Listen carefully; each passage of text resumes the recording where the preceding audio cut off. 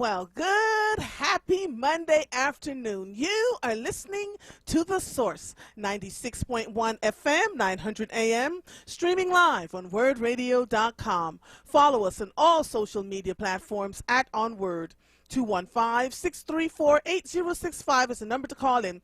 If you are hearing the sound of my voice or watching me on any social media stream via Facebook or YouTube, I am Andrea Lawful Sanders, and I am your host on Mondays, Tuesdays, and Thursdays from 1 to 4 p.m. The next few shows I am doing will be laced with election stuff. We have to talk about what's going on locally. We have to talk about what's going on nationally. We have to just deal with the things that are happening here. And right here in Philadelphia, we have at least one contentious election coming up, which is the district attorney's race. No one is talking about the city controller's race. I don't even know if Rebecca Reinhardt has a challenger right now for the primaries. We have all these judges that are up for either retention or people who want to become judges, and so we've been talking to them and interviewing them around what would they do if they got on they become the judicial candidates if they become judges, because we see the amount of power that they carry. But before we get any further, Flora Van, thank you, honey. I chose this theme song. Flora wrote on Facebook that she loves my theme song. It's Janelle Monáe, who I loved and I met in person. She is a great fan of Prince. Prince is I'm like one of Prince's biggest fans ever. And when I first heard that song, Giving You What You Love, it just spoke to my soul. And so it's been my opening theme song. I think I'm going to run into her in a few short weeks, Janelle Monáe. So I'm going to ask her permission to do something with that song, because I absolutely love it, and I don't want to, mess around with it. Yesterday was Mother's Day. And I got to tell you, I got to give my mother-in-law a shout out, because yesterday I thought about calling her and it slipped my mind. And, I did my hiking with my crew. 8 of us walked yesterday. My husband did a wonderful thing and made sure we all had something great to eat while we sat at that big old Indian statue in Wissahickon Park. We did about 6 miles. And when I got home, I pretended like my feet and my hands were broken, and I stayed in bed for the rest of the day. And I completely forgot to call my mother-in-law. So Mama D, love you. Happy Mother's Day. I did talk to her this morning. I was in so much trouble.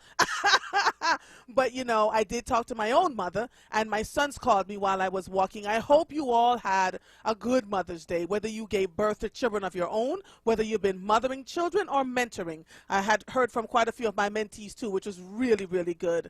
And so, yeah, it's been a good beginning of the week so far. The day after Mother's Day is when we usually start planting our vegetables. So Mother has tomatoes and onions and carrots and cucumbers and squash planted in my little patch of garden, because what we've realized, and what I realized a long time ago, was that you didn't need a whole lot of soil to create a whole lot of food, right? And so we're working on that part now. I'm waiting for the pastors to call in to talk about our first conversation. I haven't, Michael, I don't even know if they're on yet, but let me read this to you, because it has been an interesting weekend. Michael. All right, so Michael isn't saying anything to me yet. My first guests are not on yet, and there's some folks who wanted to talk about the district attorney's race that's coming up. But while I am on it, let me just do this, because the primaries are around the corner, and I said this to you every single time I am on the air until we get to the elections. I'm going to be talking about the ballot questions, right, that are on the ballots. And so the May 11th is the last time you can actually vote by mail, so please get your mail-in ballots set up and sent in where they need to go. For the second year in a row, you don't need a reason to vote by mail in Pennsylvania. More than 60,000 ballots have already been sent out to Philadelphia voters, and you can drop off your filled-out ballot at 14 secure drop box locations around the city. The deadline is May 11th. You can fill out the request online, by mail, or in person. If you're vaxxed and you want to get out your house and go vote in person, please go forth and do that. If you are someone who is infirmed, as my sister would say, febrile, and if you don't know what febrile is, go look it up. And it is a new word. My sisters and I challenge ourselves with words every day. We don't believe in the mundane, and so we're always using words that challenge our thought processes and what we think and do. If you're registered to vote, you can find your status with the state lookup tool, and that's pavoterservices.pa.gov. The ballot questions are: 1, should the Pennsylvania strip the governor's disaster declaration powers? 2, should Pennsylvania amend its constitution to prohibit discrimination based on race and ethnicity? The third question is, should Pennsylvania fire departments and EMS companies be able to apply for loans? And the fourth one is, should Philadelphia expand the board that hears appeal on property violation and firearms permits? I'm going to read that one to you first. This one says, the Philadelphia Board of License Inspection Review is playing catch up. The adjudicative body, which was created by the original city charter, exists to hear appeals on property violation decisions, revocations, or denials of licenses to carry firearms and decisions from some other Philly agencies. It falls under the jurisdiction of the Managing Director's Office, and it is totally independent of the Department of Licenses and Inspections. If you don't like the answer you get from the board, you can appeal again up to Philly's Court of Common Pleas, right? With what you'll see on the ballot. The ballot says, shall the Philadelphia Home Rule Charter be amended to provide for an expanded Board of License Inspection Review that can hear and decide cases in 3-member panels? What it actually means is, as things stand currently, the Board of License Inspection Review can have up to 6 members, all appointed by the mayor, and a majority of them must meet to decide any case. But the board is currently functioning at half capacity, with 3 vacancies that predate the pandemic, combined with technical difficulties associated with virtual meetings, has contributed to a huge delay in the board's ability to hear cases. And so currently, the Licensing and Inspection Review Board is experiencing a major backlog of cases, says Councilmember Sherelle Parker at a hearing about this ballot question. The public hasn't been shy about communicating their frustration, as I am sure they have not. And so the board has a say over a wide range of subjects. Some of them, in addition to firearm permits and building violations, are Art Commission, City Planning Commission, Department of Public Health, Fair Housing Commission, Historic Commission, Streets Department, and the Water Department. So I need you all to pay attention to this question. And the question is, shall the Philadelphia Home Rule Charter be amended to provide for an expanded Board of License Inspection Review that can hear and decide cases in 3-member panels? All right, so that's the first question. Michael, check with Brianna for me, please, and find out where our first guests are. I don't want them to lose their space with me because they have an incredibly important topic that they want to talk about.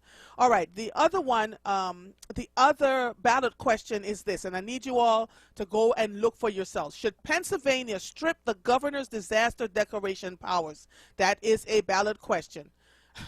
2 of the 4 ballot questions in Pennsylvania's 2021 primary election proposed to change the governor's disaster declaration powers. The unilateral power sits at the heart of a political dispute in Harrisburg over Governor Tom Wolf's COVID-19 response. Critical of Wolf's pandemic mandates, the Republican-controlled legislature wants to rein in the governor's ability to unilaterally declare emergencies and make it harder to extend those that do happen. Now the issue is in voters' hands. The question is, what you'll see on the ballot, shall the Pennsylvania Constitution be amended to change existing law and increase the power of the General Assembly to unilaterally terminate or extend a disaster emergency declaration and the powers of Commonwealth agencies to address the disasters regardless of its severity pursuant to that declaration, through passing a concurrent resolution by simple majority, thereby removing the existing check and balance of presenting a resolution to the governor for approval or disapproval? Now, the average person reading that is going to go, now, what does that mean? Please, y'all, before you answer yes or no, ask these questions. Why would anybody want to strip the governor from having the power to declare a state of emergency? We were just in a pandemic little bit over a year ago. We are still walking our way out of it, and lots of people died, and as a direct result, not just the state of Pennsylvania, but the entire world shut down for a good long time, right? And so people lost their jobs. Nobody wanted to do this, but we had reached up to millions of people infected with this virus, 500,000 plus dead. And the other thing that is happening, the people who have recovered from the virus, hundreds of thousands of them are having long-term effects some folks have committed suicide because the long-term effects are pretty bad, right? So you really want to pay attention. Yes, we can live through this virus. Maybe you won't die from it, but maybe living long-term with the side effects for a long, long time. Brain fog, losing the strength of your legs and your arms, having to have a lung replaced, or getting kidney disease and all sorts, strokes and heart attacks. And so we have to just be mindful and pay attention that sometimes it's uncomfortable. Trust me, nobody hated it worse than myself. I am a road runner. I love getting in my car and driving across the country. Last summer could not do that. Spent the entire year in my house. And so I understand how you all are feeling. I understand that people lost money because of businesses that had to shut down. Lots of us lost money, right? But we all had to adjust. Food was in short supply. We couldn't find PPEs. I don't want you all to get short-term memory and forget what this disaster looks like. So when you see this ballot question, question number 1, where they're trying to strip the governor of his unilateral powers to declare an emergency, I want you to think long and hard about whether you want to do yes or no. Question number 2, shall the Pennsylvania Constitution be amended to change the existing law so that a disaster emergency declaration will expire automatically after 21 days, regardless of the severity of the emergency? Now let me read that to you again, because you just heard me talk about COVID-19 and how everybody had to shut down and all these people died, right? Listen to question number 2. Shall the Pennsylvania Constitution be amended to change existing law so that a disaster emergency declaration will expire automatically after 21 days, regardless of the severity of the emergency, unless the General Assembly takes action to extend the disaster emergency. The governor may not declare a new disaster emergency to respond to the dangers facing the Commonwealth unless the General Assembly passes a concurrent resolution. The General Assembly enacts new laws for disaster management. That's question 1 and 2. And so I need, again, pay attention. It means, if passed, this first proposed constitutional amendment would allow a majority of lawmakers in the General Assembly to end a disaster declaration at any time without the governor's consent. As it stands, state law gives the governor sole authority to terminate a disaster declaration. In the current situation, Wolf first activated emergency status on March 6, 2020, when COVID cases first appeared in Pennsylvania, and the declaration remains in place more than a year later. Disaster declarations are more than just words. They greatly expand the governor's powers to do things like suspend regulations, control travel, and order business closures in the name of emergency response. So those are the things that I don't think a lot of people, and if you're doing your mail-in ballots, please, please, please read those questions. If those ballot questions, if you're not quite sure, ask and make sure you get some clarity before you vote yes or no, right? So your hands are in the middle of this. Thank you, Michael. The other one is, should Pennsylvania fire departments and EMS companies be able to apply for loans?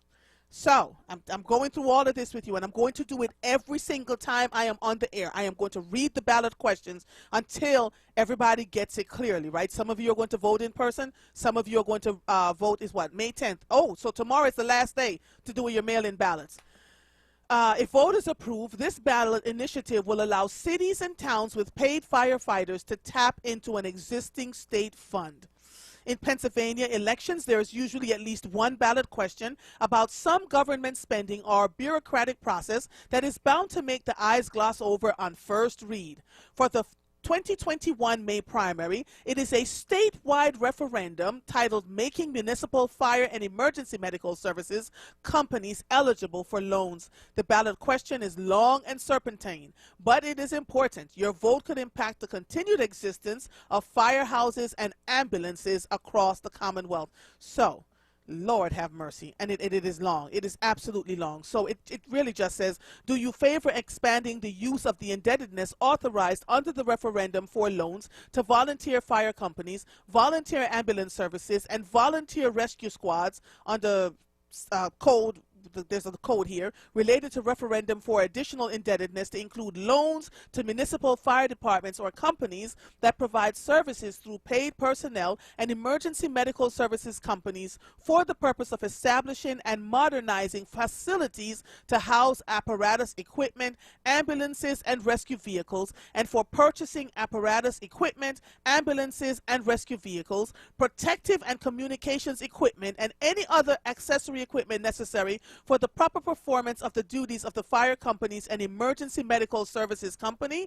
Now, I just need you all to know, if you heard what I just said, what they're asking for is to be able to have the kinds of fund to borrow a loan so that they can get their fire trucks updated, their firehouses updated, their communications equipment updated. Now, you think about when you have a fire, please, please, please, do you want to make sure that the fire company will be able to get to you on time? Do you want to make sure that they have all the equipment necessary that when they get to you, they know what the hell they're doing, or they have the equipment to make sure that the fire gets put out and lives are saved? I want you to think about that, right? So those are the questions that are there. I am going to take a quick break. Hopefully our guests will be on. In the meantime, if you want to call in, the 3 o'clock hour is completely open for my WURD listeners. I heard you. I'm listening to you. I want to make sure that I create space for you.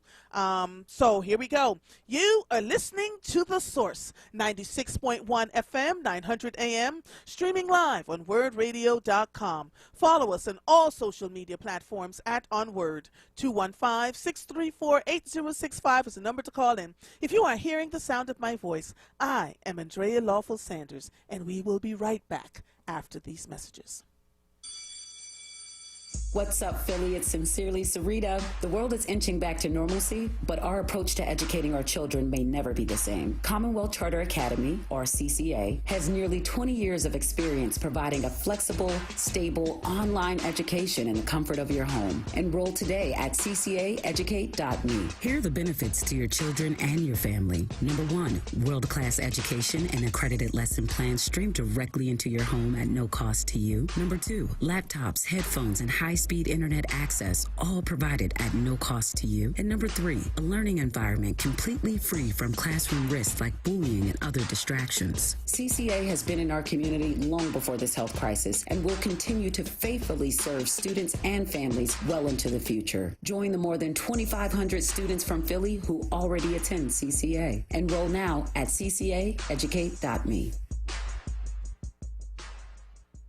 Philadelphia, it's State Representative Joanna McClinton. The stakes in this year's district attorney's race couldn't be higher. For decades, the DA's office devastated black communities through brutal punishment while never holding police accountable. DA Larry Krasner has changed that in just 3 short years, while his opponent spent 35 years relentlessly pushing the policies that destroyed our communities. We cannot let him take us back. We have everything to lose. We must keep moving forward. Vote now, vote early, vote Krasner for DA on May the 18th. Paid for by Krasner for DA. The Philadelphia Salvation Army Kroc Center is hosting a community job fair on Tuesday, May 25th, 2021 from 10 a.m. to 2 p.m. The Kroc Center is partnering with the area employers to showcase the variety of employment opportunities available as we return to normal. You belong here, doing the most good. Business casual, bring your resume. The WURD Radio Newsletter, keeping you informed, engaged, and connected. Sign up by visiting WURDradio.com. Scroll to the bottom of the page and type your email address under Connect with Us. You'll receive the latest information on WURD Radio, messages from our president and CEO, Sarah Lomax Reese, exclusive articles and multimedia content, and resources. Stay informed with the WURD Radio Newsletter. Word on Politics. As we approach the Pennsylvania primary, join incumbent District Attorney Larry Krasner and his challenger, former homicide prosecutor Carlos Vega, as they square off in a live broadcast debate Wednesday, May 12th at 1 p.m. Presented by WURD Radio. Moderated by Charles Ellison, host of Reality Check, Solomon Jones of Wake Up with WURD, and Joanne Bell of the Black Women's Leadership Council. Don't miss this opportunity to hear from the candidates for District Attorney. Wednesday, May 12th at 1 p.m. exclusively on WURD Radio, 96.1 FM and 900 AM WURD. Streaming live on WURDradio.com, the WURD Radio app, or watch live on WURD TV via Facebook and YouTube. You're listening to The Source with Andrea Lawful Sanders on WURD Radio. Streaming live on WURDradio.com and the WURD Radio app. Welcome back to The Source. You all just heard that there will be a live debate between Krasner and Carlos Vega, Larry Krasner and Carlos Vega on Wednesday on The Source with Joanne Bell, who has been instrumental in making sure that that debate happened. So grateful to her. It will be her, Charles Ellison, and Solomon Jones who will be the moderators of this debate. So if you want to learn more from them, please tune in at 1 o'clock on Wednesday afternoon on The Source with Joanne, with the Black Women's Leadership Council. So the debate will happen from 1 to 2:30, I believe. Again, Charles Ellison and Solomon Jones will also be moderating with Joanne Bell and the Black Women's Leadership Council. Looking forward to that. While I am still waiting for our guests to show up, Michael Cord, again, wrote a piece with the Tribune. He says, my primary endorsement, Michael is texting me. Let me just make sure that it's not our guests that are on. Oh, Lord. My primary endorsements, including for Krasner against Rizzo, in quote unquote. Quote unquote. So this is again Michael Cord writing this May 8th for the Tribune. Why would any black person or woke white person vote for the guy who's endorsed by the same police union that twice endorsed racist Trump, who himself was endorsed twice by the KKK, and the same police union that hangs out with the racist Proud Boys? Speaking of racist, what's up with that racist Mr. Softy stunt that the FOP started pulling on April 30th in front of District Attorney Larry Krasner's office? I say racist stunt because, as noted in Code Switch at npr.org by Theodore R. Johnson III, an author, naval officer, and former White House fellow, the Mr. Softy tune was based on Zip Coon, which was one of the many racist songs performed in blackface minstrel shows popular in the South up through the 1920s. Banjo player and actor Harry C. Brown rewrote Zip Coon with the new title, onWURD, Love a Watermelon, haha, shortly before it was released by Columbia Records in 1916.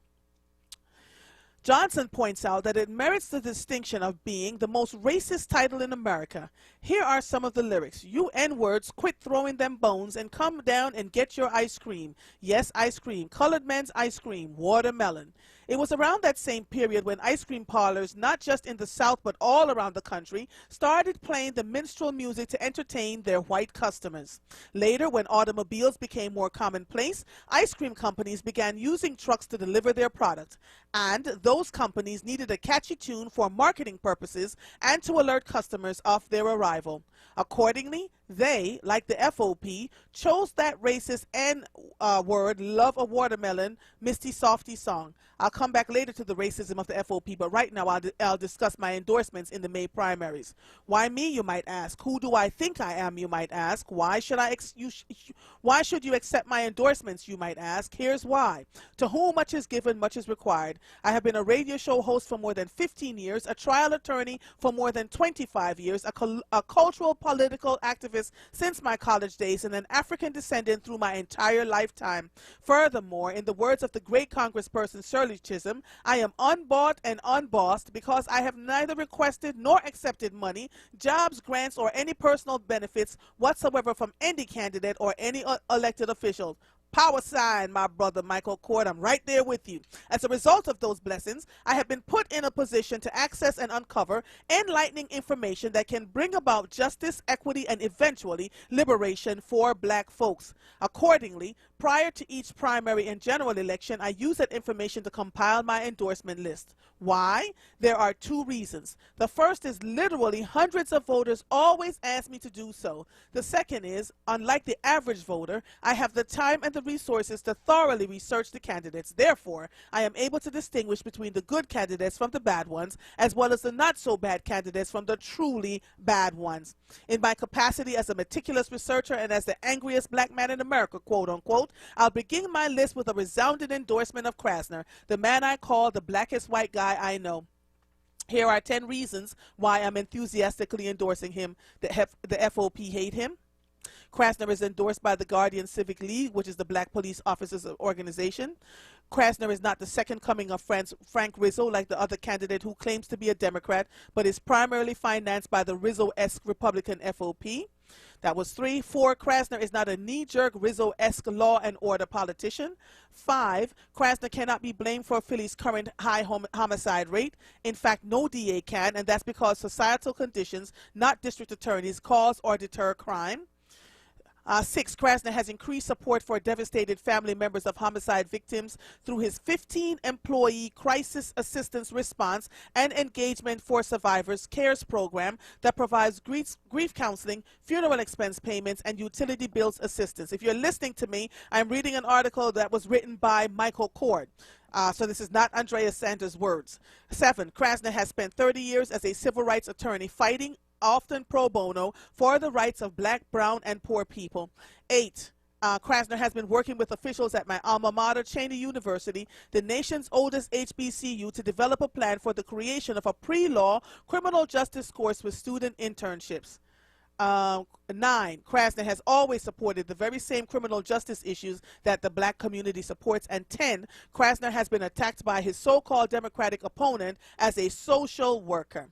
So on May 18th, he tells the people to vote for the following: District Attorney Larry Krasner, Supreme Court Maria McLaughlin, I don't know why I'm getting that wrong, McLaughlin, Superior Court Tamika Lane, Commonwealth Court Sierra Street and Lori Dumas, and he goes on to name Common Pleas Court, Municipal Court, and he did City Controller, Rebecca Reinhardt, and he said the ballot questions, and he answers the ballot questions. If you want to see what he thinks about the ballot questions, because I don't, this is not my endorsement. This is not Andrea Sanders' endorsement. This is what Michael Cord endorsed. He said for ballot question number 1, he said vote no, stop Republican attempt to weaken Governor Wolf's power. For ballot question number 2, again, no, stop Republican attempt to weaken Governor Wolf.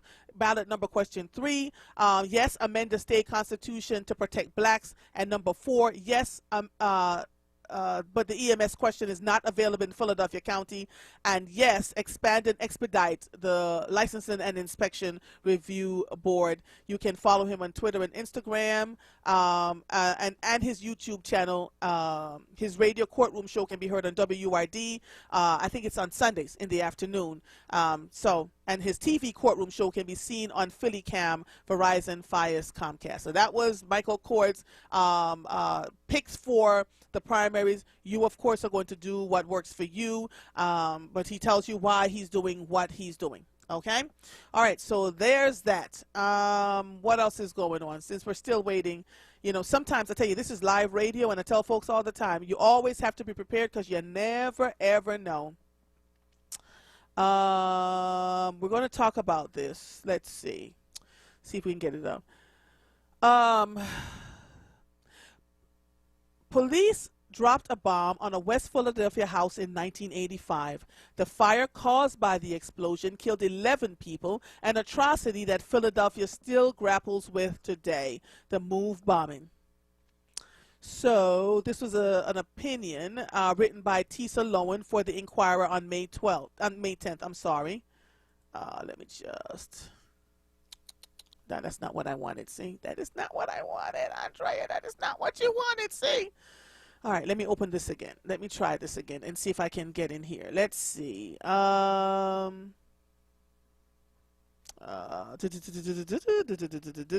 So the opinion, the MOVE bombing was a Philadelphia tragedy and an American one. So Miss Tinguet Smith for the Philadelphia Inquirer. These names, I have to get them properly. I can't stand messing up people's names.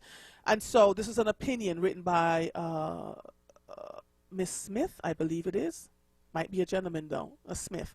If we take our personal commitment to the truth, we could make Philadelphia the last American city that has to mark the day it destroyed a black community. I talked about this on my show, either Tuesday or Thursday, because a friend of mine called and said, why is there no marker for MOVE, On May 13, 1985, the city of Philadelphia bombed its own citizens. It's now May 10th, so we're coming up on the anniversary again. Officials used the Pennsylvania Pennsylvania State Police helicopter to drop military-grade plastic explosive from a helicopter onto a row house on Osage Avenue, starting a fire that killed 6 adults and 5 children. The house was headquarters and home to members of the Black liberation group MOVE. After the bombing, the city infamously let the fire burn until it destroyed 61 adjacent homes over 3 city blocks. Philadelphia council members made a formal apology for the MOVE bombing last fall and committed to an annual day of remembrance beginning May 13, 2021. They hope these steps will help the city begin to heal. But this story does not start and end in Philadelphia. It is an American story, and Philadelphia can't heal until America does. When the city decided to bomb MOVE, it followed a widespread and long-standing American practice, using tactics of war to silence, remove, and erase the existence of entire black communities from their land. Philadelphia's Day of Remembrance is an opportunity for America to face this horrific pattern. It is also an opportunity for our nation to end the silence surrounding the attacks by government on its own people and to heal the intergenerational trauma that black Americans suffer because of that silence. Few Americans are likely to recall the facts about MOVE. A radical naturalist group, MOVE questioned the legitimacy of a government built on the oppression and genocide of black and native peoples. Its members were not popular with all of their middle and working class black neighbors. Their attempts to foster an alternative political and ecological lifestyle in an urban setting led to neighbors complaining of filthy conditions and speeches amplified from speakers. The day of the firebombing, MOVE members were involved in a shootout with police who were sent to remove them from their home by force. A handful of MOVE members were met with 10,000 rounds of police ammunition before the bomb was dropped. The day was a tragedy for Philadelphia. From a national perspective, it culminated decades of American cities bombing and burning black homes and businesses, then obliterating the details from history. In 1901, it took a white mob, armed and assisted by the state militia, only hours to slaughter and banish the black population of Pierce City, Missouri, incinerating the homes of those who did not flee with the occupants still inside. It took more than 100 years for Texas to acknowledge the 1910 Slocum Massacre, where unimpeded by law enforcement, white locals executed every black person they could find, then gave their abandoned farms, homes, and businesses to white residents. In 1912, there was the racial cleansing of Forsyth County, where white Georgians drove out all 1,100 black residents at gunpoint, then extracted deeds to their properties from county government records as if those families had never existed. And a century ago this year, Tulsa, Oklahoma experienced the Greenwood Massacre, where the city deputized white residents to ground and aircraft munitions to destroy a business district where black people thrived even under segregation. It's crazy, crazy, crazy. Crazy, crazy, crazy what's going on out here. And you know, as someone who is from another country, I'm learning about all of this stuff, and it's blowing my mind, right? So we had the 1910 Slocum Massacre. In 1912, there was a racial cleansing of Forsyth County. And a century ago, Tulsa, Oklahoma, which everybody talks about. Everybody talks about Tulsa, Oklahoma, and nobody talks about these other things as much. From Tulsa to Wilmington, North Carolina, to Rosewood, Florida, and Johnstown, PA, there are many well-documented incidents of local governments removing black people from their land through decree or firebombing and slaughter. These assaults were typically directed at communities of black landowners who refused to submit to wanton racial violence and organized to fight back. When MOVE organized, black communities in Philadelphia were resisting police extortion and payoffs, as well as excessive use of police harassment, intimidation, and shootings. Around the time of the Greenwood bombing, black Tulsans were organizing to resist lynching. These land theft massacres have something else in common. Their stories went largely untold for decades. Local governments destroyed the physical evidence of attacks by concealing deeds to black-owned land in Georgia. or leaving the location of violence curiously unmarked, like the Greens ward at the site of the 1954 burning of black homes in Vienna, Illinois. In Philadelphia, unnamed remains of children from the MOVE bombing have been passed among academic institutions for anthropological study rather than returned to family for burial. Traumatized survivors around the country were silent for generations. It has taken decades for the full histories to surface. Only now have popular cultural stories like Watchmen and Lovecraft Country made the bombing of Tulsa's Black Wall Street Common historical knowledge.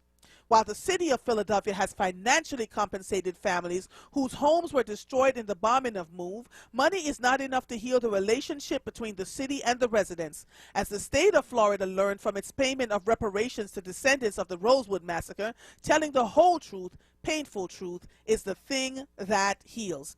We cannot wait another century to tell this truth. The bombing of MOVE was one of many similar incidents of government warfare against its own people. America's racial reconciliation requires acknowledging the story of what happened in Philadelphia as not an anomaly, but as one episode in a horrific pattern that still shapes cities and the hearts of their citizens across our nation. For Black Americans, officials still treat the right to own a home or build safe communities as a temporary arrangement, one revocable at any time for any reason or for no reason at all. The hearts of non-Black people are shaped by this history too. Their American dream was purchased with complicit silence, born of terror that their communities could be next. Wow. That was a powerful, let me see, who wrote this again? Let me read this again. This was written by Miss Tinguet Smith for the Inquirer, and it was published. I hope I'm getting that person's name correctly. If you know this person, please have them contact me, because this is a well-written, well-documented piece, and I love something that's written well. It's just well done. Let me see. All right. I still don't have my guess. See, this is what happens. I'm telling you, got to be ready. So let me see. As we observe Philly Tech Week, WURD is broadcasting a public virtual forum on Wednesday, May 12th from 10 a.m. to 11:30 a.m. in partnership with the Plug Digital magazine. Join WURD Reality Check host Charles Ellison as he discusses how the technology and innovation sector moved Philadelphia's Black community from cycles of generational poverty and generational wealth. Are you looking for a job? WURD has got you covered. We just launched a brand new job portal featuring jobs from some of Philadelphia's leading companies and arts organizations. If you go to the portal right now, you will see jobs from WURD Radio, the Kimmel Center, Her Foods, Always Best Care, and more. Apply for a job today. Go to the Livelihood website at wordsworks.com and click jobs. You are listening to The Source, 96.1 FM, 900 AM, streaming live on wordradio.com. Follow us on all social media platforms at onWURD. 215-634-8065 is the number to call in. If you want to call in and talk to me, please do, because I don't think these guests are going to get in here on time to have the conversation that they want to, and I was trying to hold off from the WURD listeners from calling in, but please call if you want to talk to me. We will be right back after these messages. It's election season, citizens, which means it's your chance to decide on the next DA and City Controller of Philadelphia and for state and local judges. If that's not enough, here's one more reason to cast your ballot by mail or in person on May 18th. The Philadelphia Citizen will award 3 residents $1,000 each just for voting in the primary this spring through its municipal election voter lottery. All you have to do to qualify is vote. That's right. It really does pay to vote in Philadelphia this year. For more information, go to thephiladelphiacitizen.org. Hi, WURD family. My name is Kim Hall Jackson, and I am a colorectal cancer survivor. I am also a wife, a mother, a sister, an aunt, and now a grandmother. This Mother's Day, the best gift you can give is the gift of life with the Go to Know campaign. WURD Radio has partnered with the Colorectal Cancer Alliance, Independence Blue Cross Foundation, Penn Medicine, and LabCorp to provide free screening for colon cancer. WURD listeners can register to see if they qualify for a free at-home screening test. Most will. The Go to Know campaign aims to provide African Americans with access to free testing for colon cancer screening. You know, as mothers, we always put our families first, but now we need to put ourselves first and all the mothers in our lives. I am a 10-plus year cancer survivor. In those 10 years, I've attended my daughter's wedding, 4 college graduations, and proudly became a grandmother. Get your test today. Go to the Go to Know banner on WURDradio.com and register for your loved ones and yourself today. The Black Words Book Club. WURD Radio's monthly conversation on books that explore the African American experience through social, economic, and environmental justice issues. Tune in the second Tuesday of every month on Evening Words with Nick Taliaferro, 4 p.m. till 7 p.m. The next book for May is Living in Color by Tommy Davidson. Be sure to listen live, as Nick Taliaferro will hold a contest for a giveaway book bundle that consists of 4 titles from Kensington's Defina's Authors of Color's newest release. Don't miss it. Tuesday, May 11th on Evening Words with Nick Taliaferro. Attention for WURD members. Get your copy and receive a 20% discount when you purchase at Harriet's Bookstore or Hakeem's Bookstore. For more information on the Black Words Book Club, visit WURDradio.com. The Black Words Book Club is sponsored by Defina. Defina is an imprint of Kensington Publishing Corporation, America's independent publisher, concentrating on authors of color.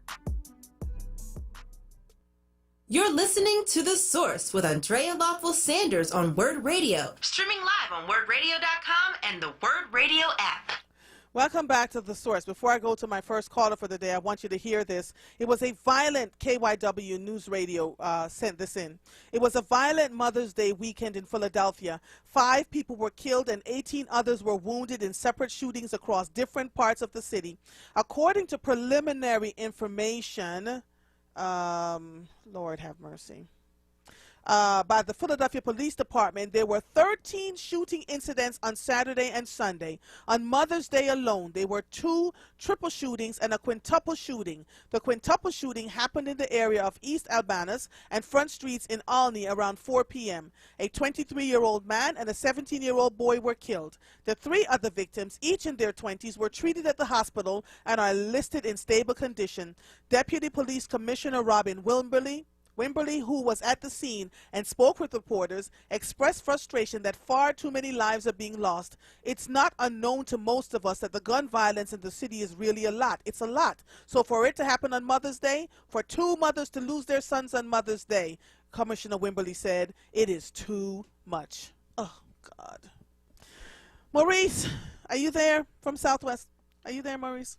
Yeah, I'm here. How you feel today?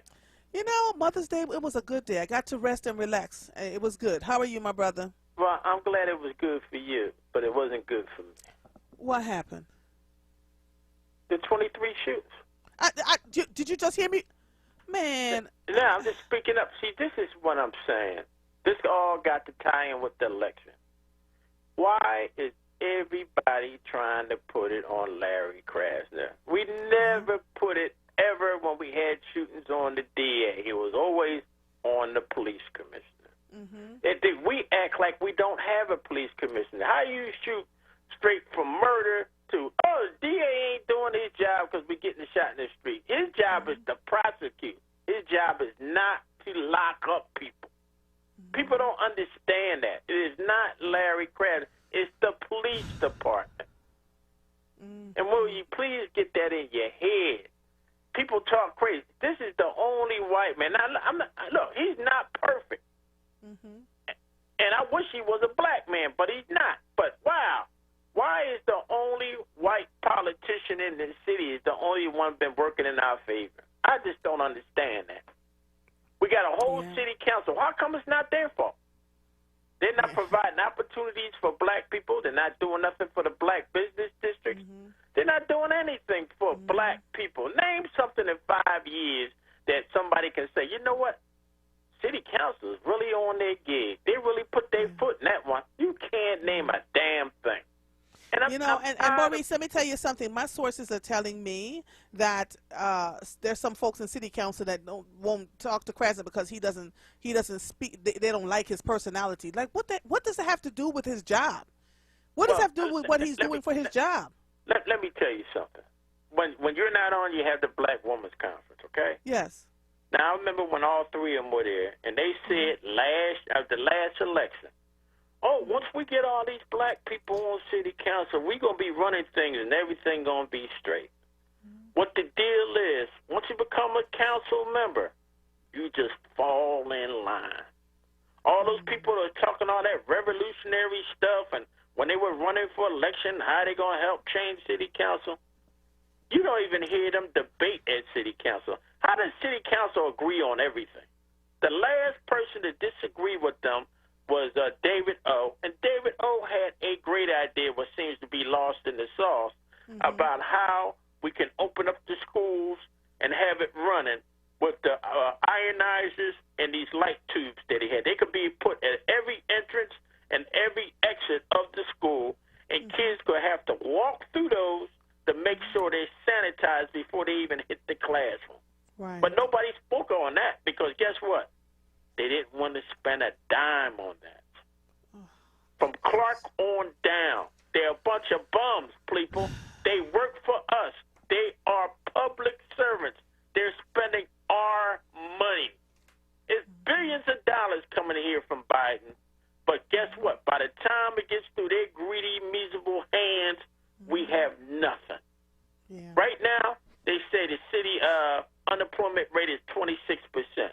How is that possible when it was 26% before COVID?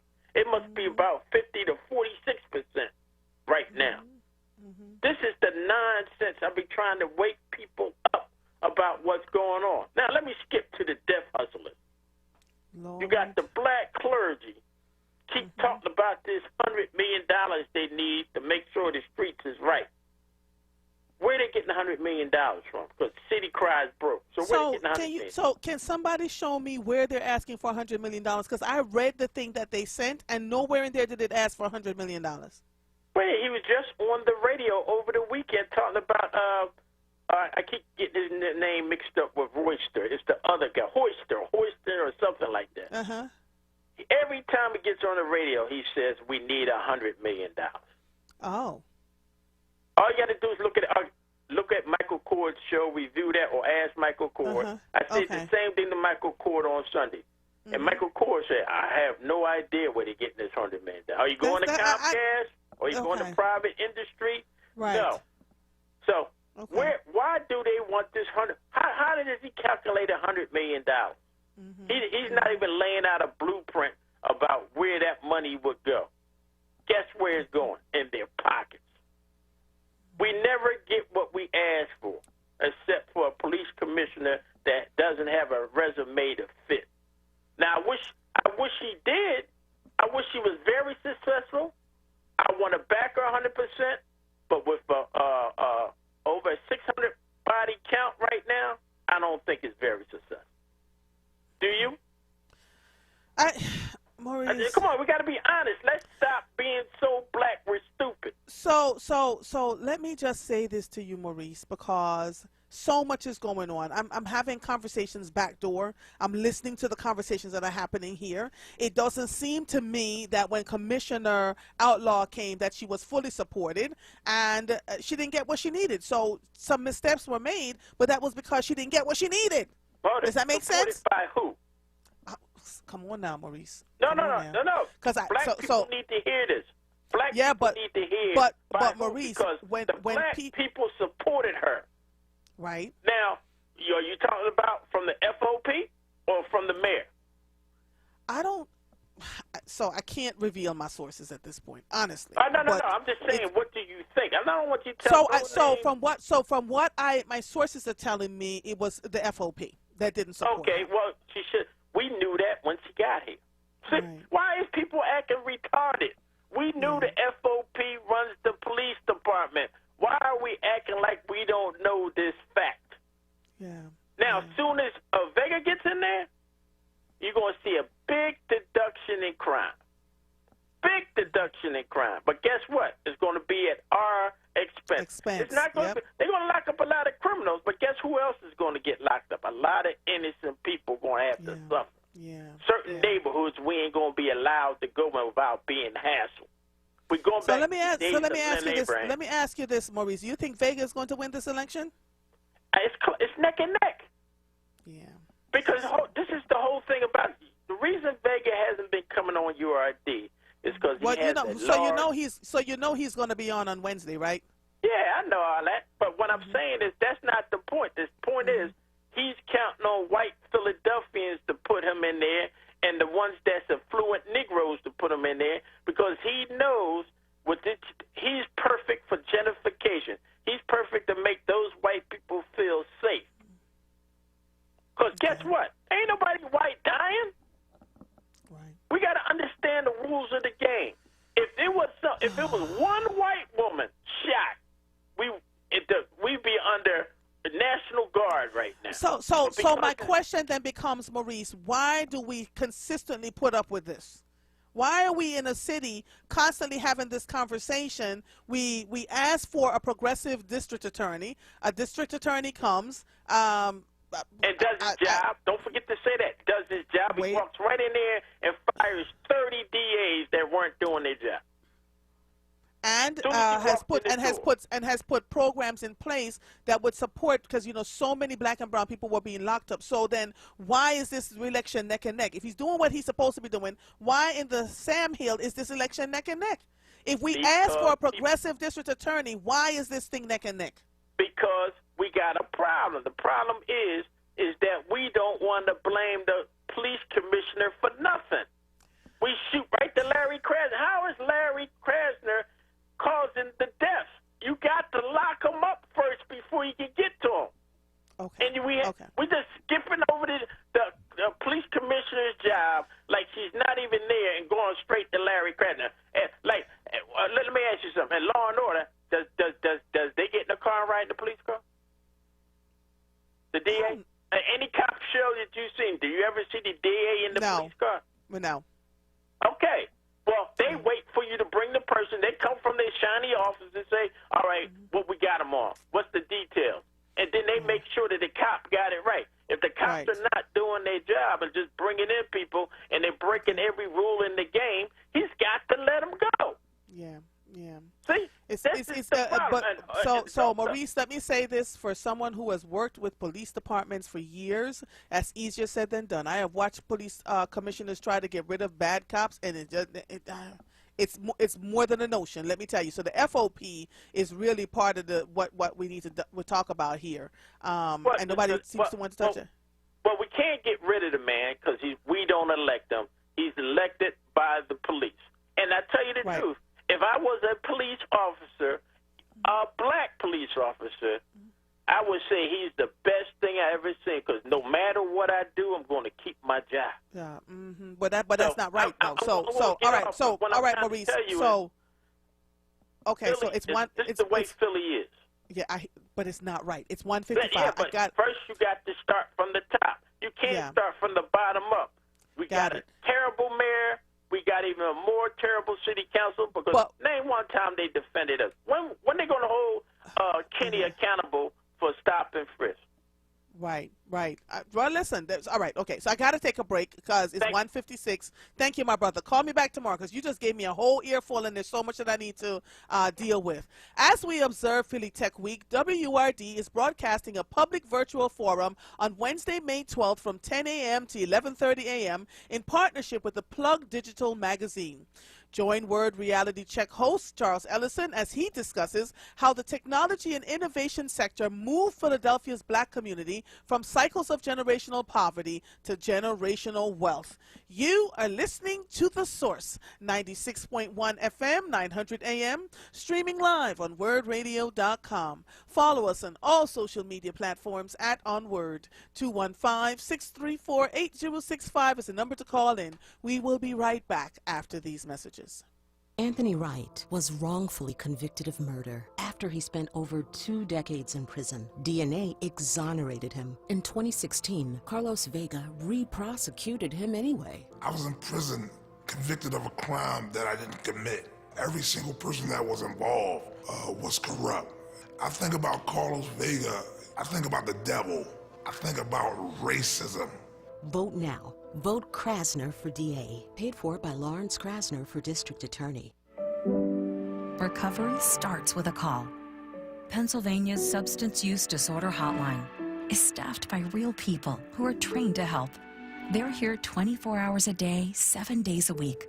They'll get you or your loved one into treatment regardless of your access to insurance. If you or someone you know is suffering from addiction, call 1-800-662-HELP. Recovery starts with a call. Paid for with Pennsylvania taxpayer dollars. Soul Food Mills Restaurant is here, 4514 City Avenue in Philadelphia. Visit www.soulfoodmills.com to see our menu. Open Wednesdays through Saturdays, 4:30 p.m. until 1:30 a.m. and open on Sunday, 4:30 p.m. to 1:30 a.m. Call 215-921-6462. Order now via Uber Eats, DoorDash, and Grubhub. Breakthrough of Greater Philadelphia is a free academic enrichment program providing 7th, 8th, and 9th grade students with high grades and motivation. Join them June 28th through August 6th at Germantown Friends School. For information, call 267-255-9651. You're listening to The Source with Andrea Lawful Sanders on WURD Radio. Streaming live on WURDRadio.com and the WURD Radio app. Welcome back to The Source. Greg from East Falls, are you there? Yeah. How you doing, man? I'm good. How are you? All right. I just want to piggyback a little bit on what Maurice said. Mm-hmm. Two things. First of all, I say to the black cops, I'm a retired field like Maurice was, and we both worked up Greater Foot at different times. Mm-hmm. The one thing that can stop or have an impact upon police coming to our community is black police officers. Mm-hmm. Now, I understand there's that code, that silent code, but one thing that didn't go on a Greater Foot when I was around, or people I was around, or people that we was around, we didn't allow them to abuse nobody. We did our job, but you didn't. It didn't happen when I was around, or the officers I was around. Black police officers got to step up, do your job. Nobody's asking you not to do your job. But don't allow nobody to come into our community and be excessive, and you know they're excessive, because you're not going to be allowed to go into their community and do it. And, yes, I'm starting to put that on the black police officers. You're black first. You are black first. You happen to be a police officer. Second thing, let's talk about these checks. Let's talk about Reverend Dollar Bill. Who was Reverend Dollar Bill? Well, I'm going there. That's why you don't hear nothing about Krasner. I said this when I think I don't know if he was on this show maybe several months before all this happened, and I asked him a question. I said, I'm not seeing the support, because ever since Krasner was elected, you saw FOP from the day he was elected. You saw William McSwain, the U.S. attorney. You know, when that thing happened up on Erie Avenue, he put that on Krasner. It was an attack on him from there. And I asked the question: where are all of the people that support him the first time around? And I'm challenging, and I'm saying their name. Where you at, Vincent Hughes?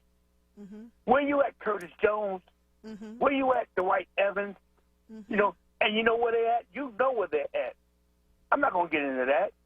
But believe me, there's money out there on that street, and the FOP is paying them guys to stay silent. Now, yeah, someone spoke to me about that too. That the FOP, they were going to name all the politicians that took money from the FOP. See, I don't do the political stuff like the Black Women's Leadership Council or some of the other shows, and so I miss some of these things. And so, but my sister, isn't it strange?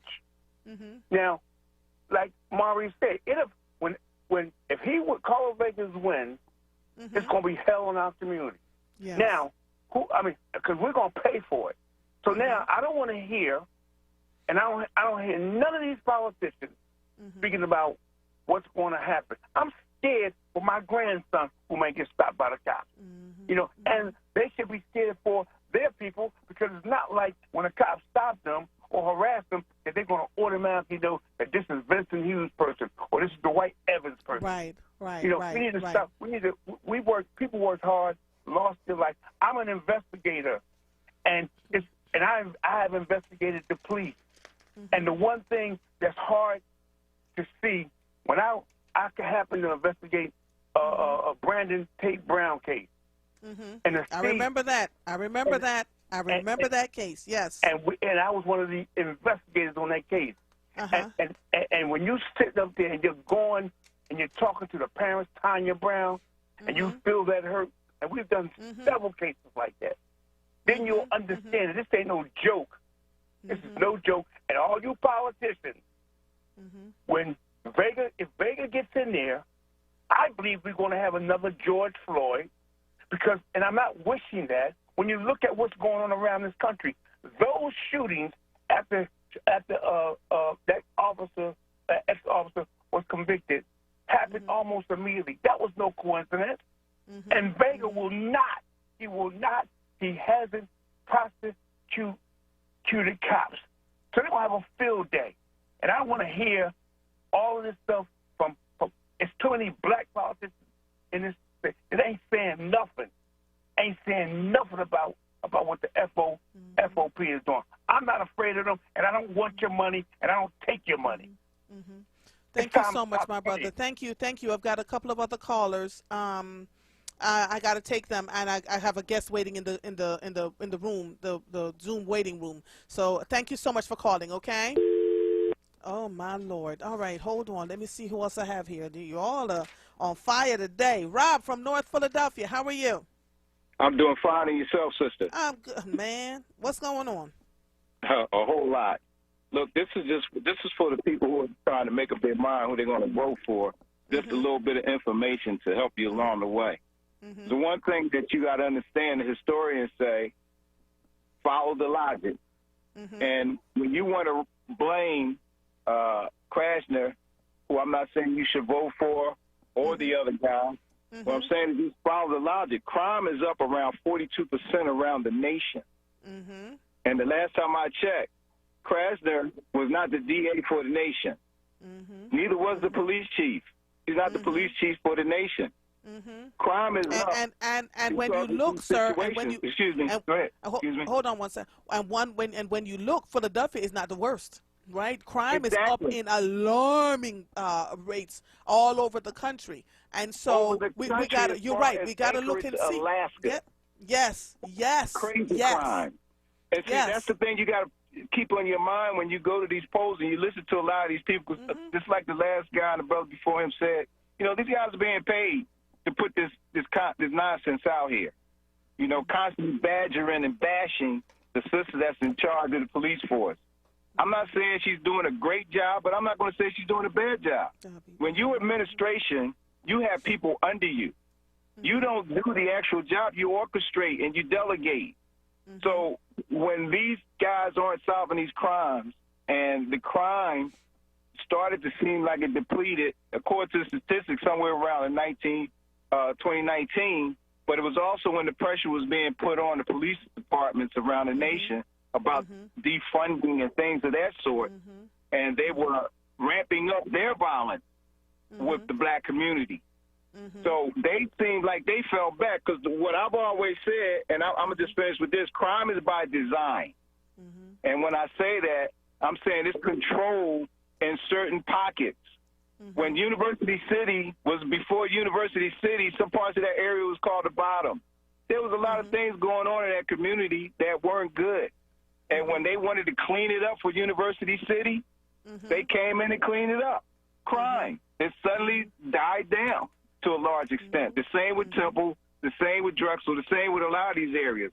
And I'm seeing it right now in Germantown. The police are coming in and converging on these areas where a lot of the crime is getting out of control. So if you want to control it, you can, is all I'm saying.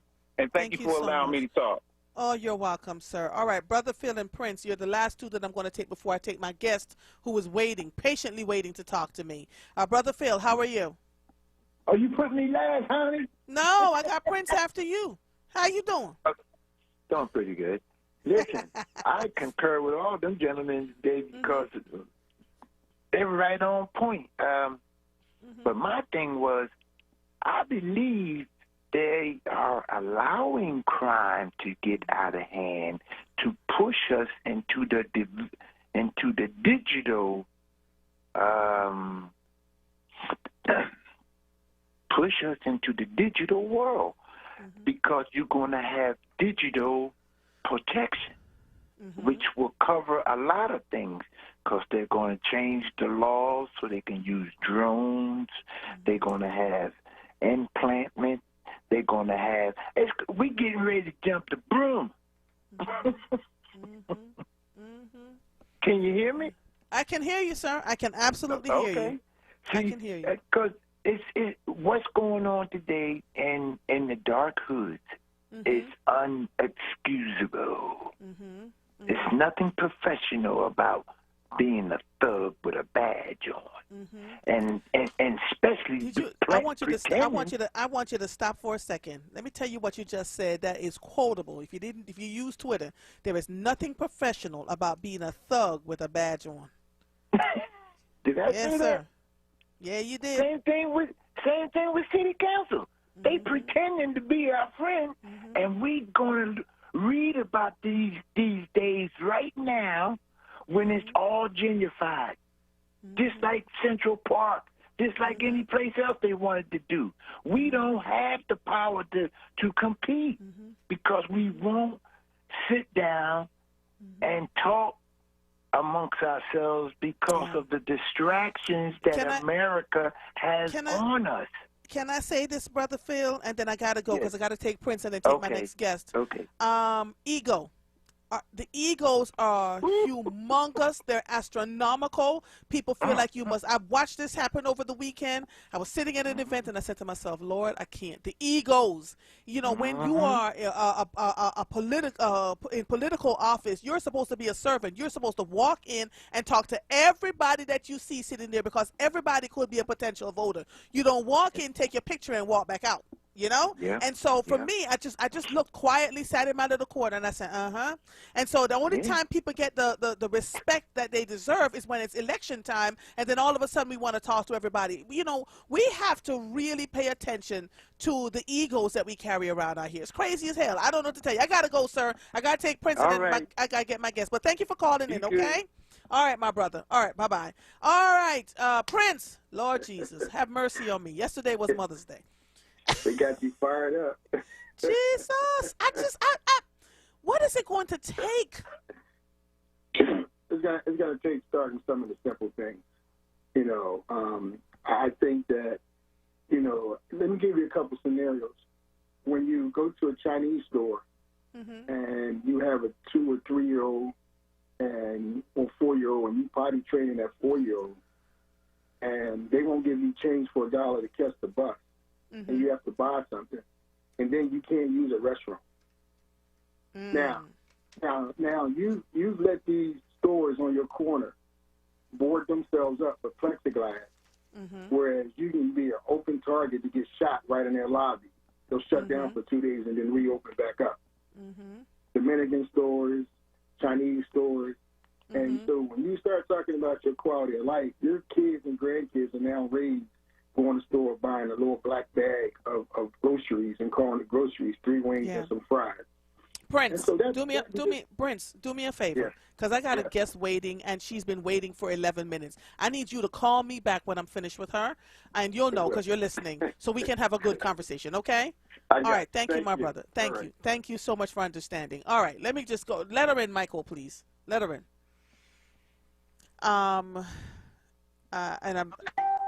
Do me a favor. Do you have a hard stop at 2:20? I have a hard stop at 2:45. Okay. Let's go. Thank you for being patient, because Jesus be offense. This whole city is making me crazy. Welcome to Melissa Robbins, y'all, for political activist, voice for the people, give you the truth with no Vaseline, Dave Straight, no chaser. We're days away from this election. I have had more people call in talking about this election. Melissa, please, my God, help us, please. You hear the frustration in my voice? I have a smoking gun for you. First of all, thank you for all of the callers listening. You right here, you're so blessed and you are so fortunate to have this oh so powerful, righteous, and authentic woman to come to you. So you all should be grateful. But I come to you today with a smoking gun. For all of those of you who are watching on Facebook, I have a picture to share with you that you're going to love. Are you ready for this one? Oh, dear God. Yes, you want to say, dear God. What do you see? Back the blue, right? Now, what else do you see? I see, I don't know what else. Proud Boys. And what else? Proud Boys. And what else do you see? And what else do I see? I see Proud Boys. What is that? FOP. And what is that? The American flag. So what do those ingredients say to you? Oh, Jesus. You see a picture of Back the Blue, the FOP emblem, Proud Boys flag, and an American flag. So that picture was taken during a visit from Vice President Mike Pence. That was the day that FOP President John McNesby invited the Proud Boys to come and join him and pal around for beers at the FOP, where your listeners and everyone around the city of Philadelphia pays for their salaries, patrol cars, uniforms, weapons, ammunition. And not only do the taxpayers pay to support your own family, but you're also supporting the families of law enforcement. And what do you get in return? I just showed you. So, dear God, so there's a contentious district attorney's race, right? Very much so. We saw last week on KYW that Larry Krasner and Carlos Vega had a standoff debate.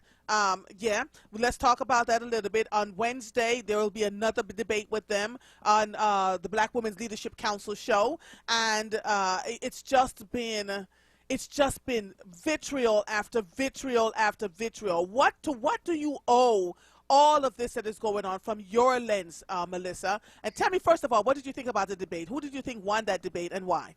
So I will be very frank with you. I held a rally here in the Northeast on Saturday with a long list of elected officials, and District Attorney Krasner came to speak. And, you know, he critiqued himself. He said, you know what? I asked him, I said, honestly, what would you have done different? He said, I probably wouldn't have said the comment about retail politics, but you and I know it's true. We know it's very true. He talked about a couple of things that he would have done differently, and I'm quite sure the Black Women's Leadership Council will talk to him about that. But what did we learn about Carlos Vega? We learned that this man has impulses that he cannot control when he thinks no one is watching or listening. Who says I'm in your head? Who says I'm your worst nightmare? Who says, do you need a ride home? Do you feel safe? Is that a threat? So how can the citizens of Philadelphia feel safe with a district attorney candidate threatening an incumbent when he thinks that all of the mics are off?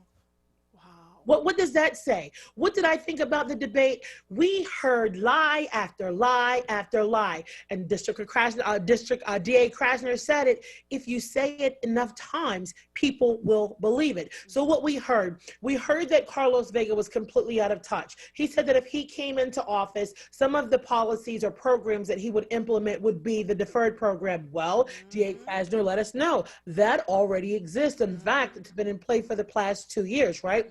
We also heard Vega say that he would dispatch over 300 ADAs, assistant district attorneys, to our schools. I don't know about you, but when you were a kid in school, did a district attorney have a role in your life and being assigned to your school? No.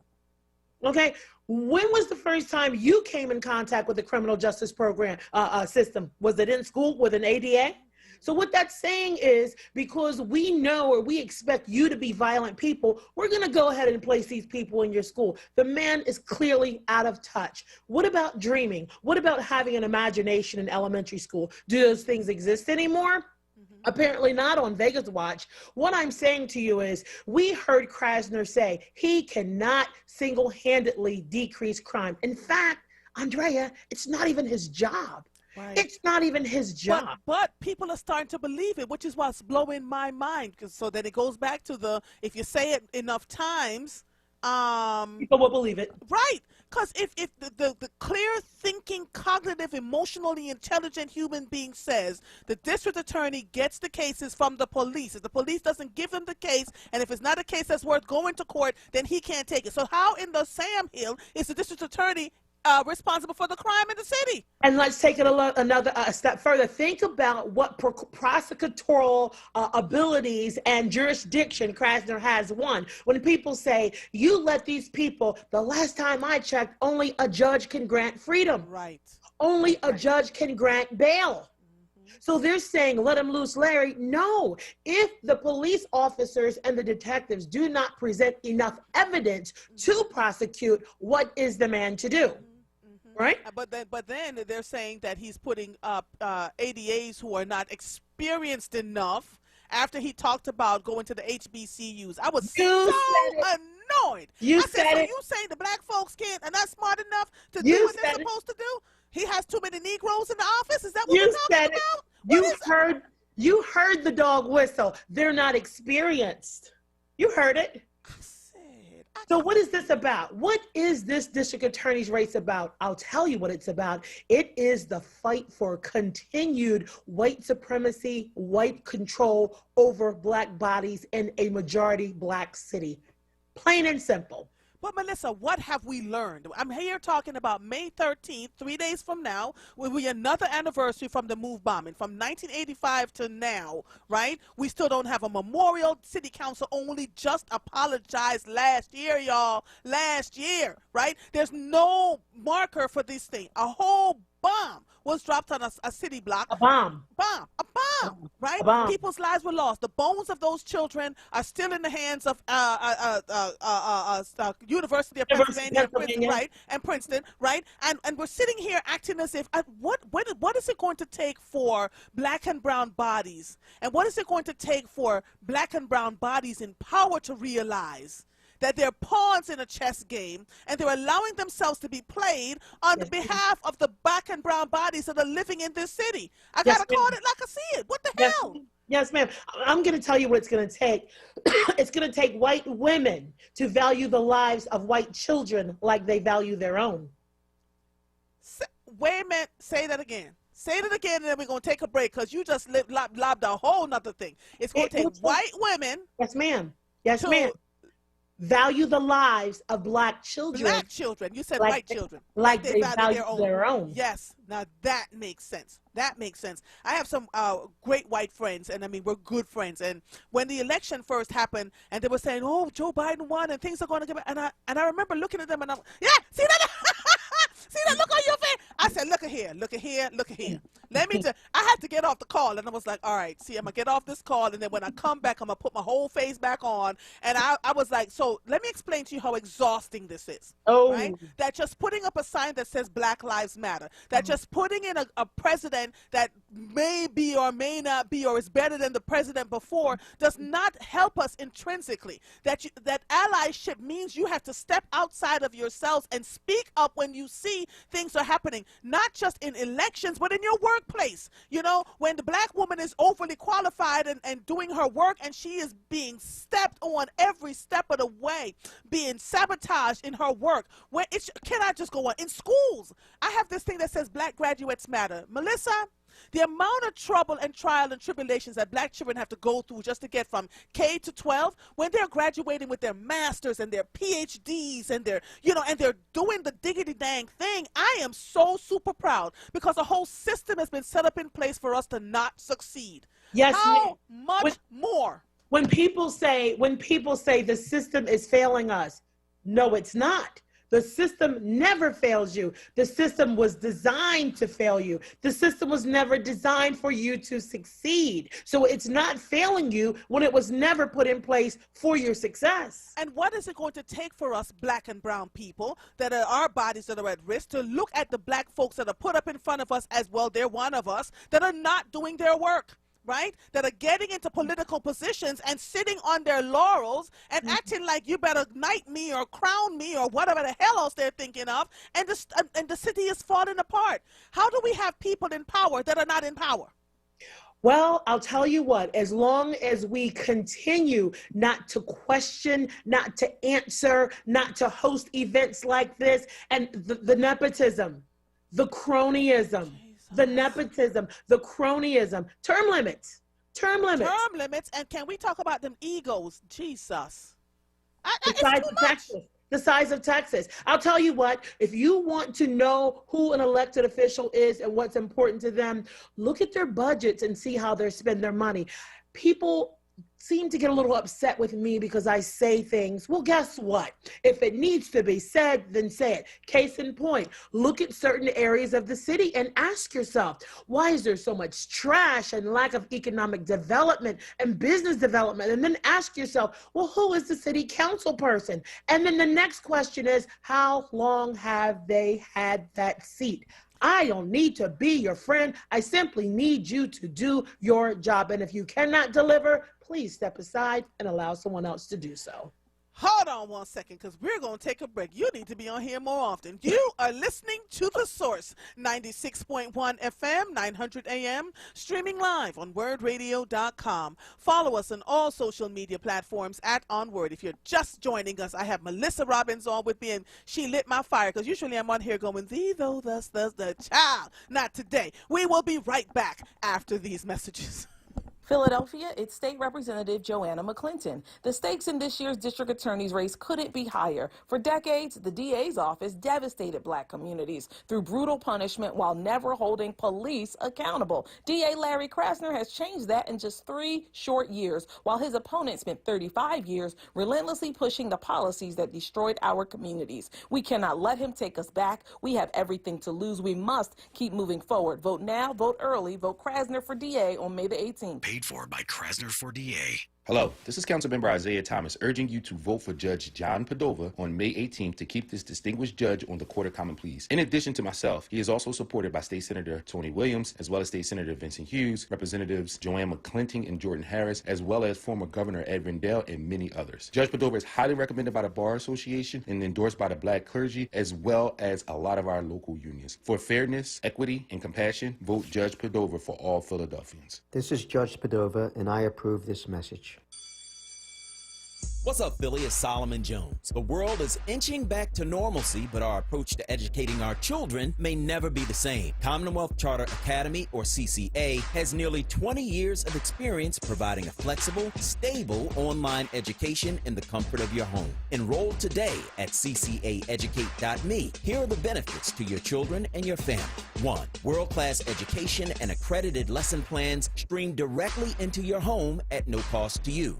2. Laptops, headphones, and high-speed internet access, all provided at no cost to you. 3. A learning environment completely free from classroom risks like bullying and other distractions. CCA has been in our community long before this health crisis and will continue to faithfully serve students and families well into the future. Join the more than 2,500 students from Philly who already attend CCA. Enroll now at ccaeducate.me. Just one more step. You got it. You're doing great.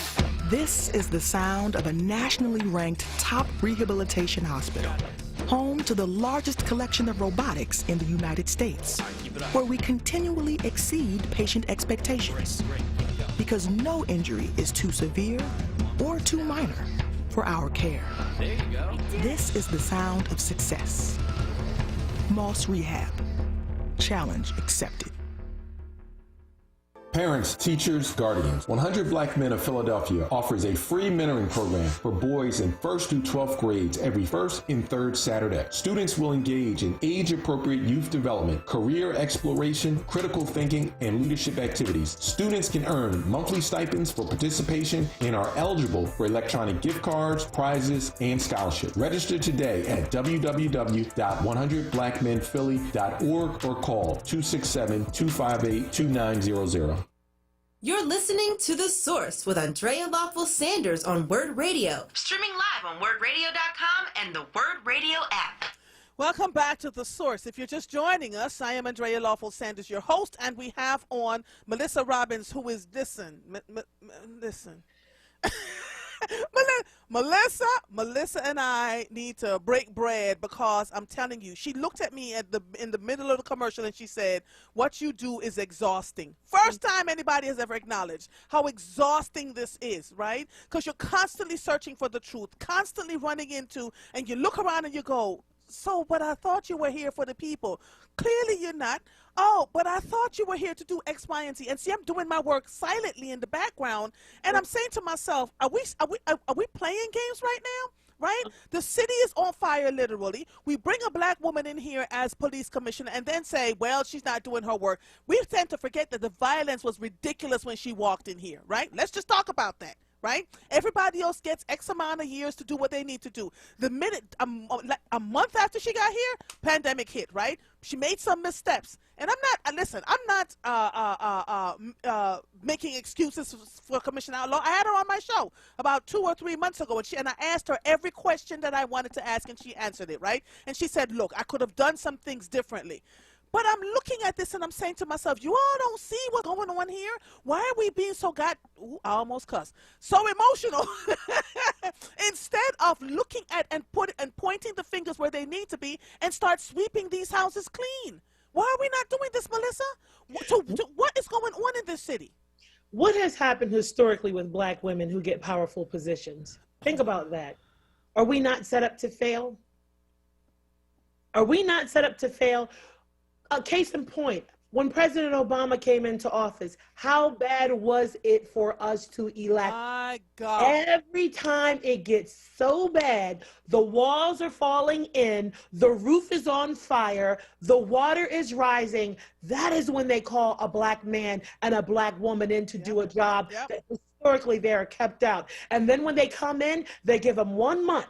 Then that 1 month, if they don't turn it around, you're a failure. And what do? We buy into the propaganda instead of understanding that Rome was not built in 1 week, instead of understanding that our people are walking into burning buildings. Right, and instead of understanding there's situations that are set up around these people before they even get there. Yes. Ask me how I know, right? Set up around them before they get there, and people are in their ears. Well, you should do this, you should do that. They're brand new, they're from another state, right? And or they don't know the organization well, and they need some time to figure it out. Oftentimes, by the time they figure it out, it's too late, right? It's too late. So I tell black people, I said this to Keira Bradford Gray, and she will tell you I said this to her. In 2012, when I first met her in Montgomery County, I said, let me tell you how you're going to survive over here. You're going to go out into the community and get to know us. We will wrap ourselves around you, so when they come for you, because they're going to come for you, they can't take you. Yes, yes. And that's just the thing. And it worked. The bureaucrats will surround you and say, do this and do that. But it's important. I tell people all the time. So my job is a political strategist, right? So if you're running for office and you say, Melissa, I need you to help run my campaign. If I tell you I'm going to help to put you in office, you believe me. But what do candidates do? I'm a black woman. No. Let's go and get the white man. Let's go and get the white man. And then you hit that brick wall. What do? You fly low, as low to the ground as humanly possible. That has always been my strategy for success. And why is it? You keep yourself closest to the people who will actually go and vote for you. Why? Because it's them with the issues. It is them. They can tell you this has been going on since 1982. This happened last week. She's the neighborhood block captain. Children at that school are experiencing this. There's potholes, infrastructure problems. If you keep yourself, if you're there to be a workhorse and you're not there to be a show horse, then you're going to be okay. But our problem is we have too many show horses. We don't have workhorses. We don't have people who want to work from sun up to sundown. You see, I came from a strong hand. I came from a mother born in 1939, and they wake up way before the sun comes up, and they come home late. People have to understand public service is just what it is, public service, and it's hard work. You can't satisfy them all, but our district attorney, Larry Krasner, what did he do? What did he do for the first time? We saw this man exonerate. Because Pennsylvania had the highest lifers, juvenile lifers in the world. The world. I didn't say country now. In the world. We had the highest juvenile lifers. We were locking up children, babies for lives, 9, 10, 11, 12 years old. I met one talking to him a few weeks ago who was locked up for 30-something years as a juvenile lifer until Larry Krasner. Now, look, I'm not, again, let me just say this. I am not endorsing anybody. I'm putting the facts in front of you. We're telling the truth. The facts, right? That's juvenile life. Pennsylvania had the largest juvenile lifer population in the world. They had to shut that mess down. Let's go a step further. Not only did we have the largest juvenile lifers population in the world, but we had the highest prison incarceration rates in the world. In Philadelphia. And so we think more locking up more people. So what can we do? And we say this all the time, Melissa. Education. Jesus. Can we give the children? That's the key. That's the key. That's the key. Let me tell you. So I read a book when I was in college, right? I'm highly visual. If you tell me something, I see it immediately in my mind. So in this book I read about this woman who was so valiant. She was a young Black enslaved woman, right? She had broke out from her slave master. She had not only helped to save other enslaved individuals, but she also rescued the slave master's wife, a white woman who was being brutalized and beaten. In one of the scenes, and this is a true story, she tells how she was caught reading a book by her master. After she was brutally raped, he took her hand. He chained her hand in a metal chain. He placed her hand above ground. He took the chain, pinned the chain in the ground, and then he put her in a hole in the ground. She was in a hole in the ground, and the only a part of her body that was at the surface was her hand. And he left her there. And that was her punishment for learning how to read. And they would take the lid off and pour water on her in the hole. So what I'm telling you was, if you were reading and if you were Black, you were brutally punished. Ask yourself why. Why was it so important to keep Black people from learning to read or anything? And look at our schools today in Philadelphia. People say things like this. This is a talking point I know you all have heard. Philadelphia, Pennsylvania is the largest, most poverty-stricken city in the nation, with poverty levels up to 26%.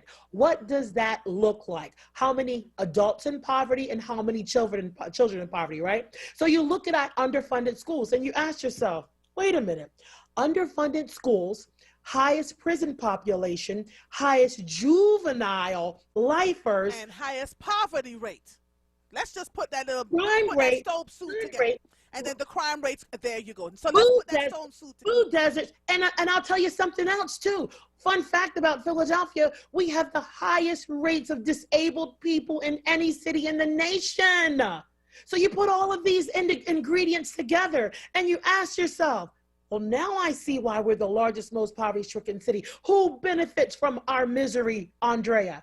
Who have been in office who are these people who've been in office for 20 years, 30 years? Who benefits from our misery and our poverty and our pain and our trauma and our brutality? Who benefits from this? Look around, people. I know. And then we'll say, well, we have this grant for you and we have a food truck over here to feed you.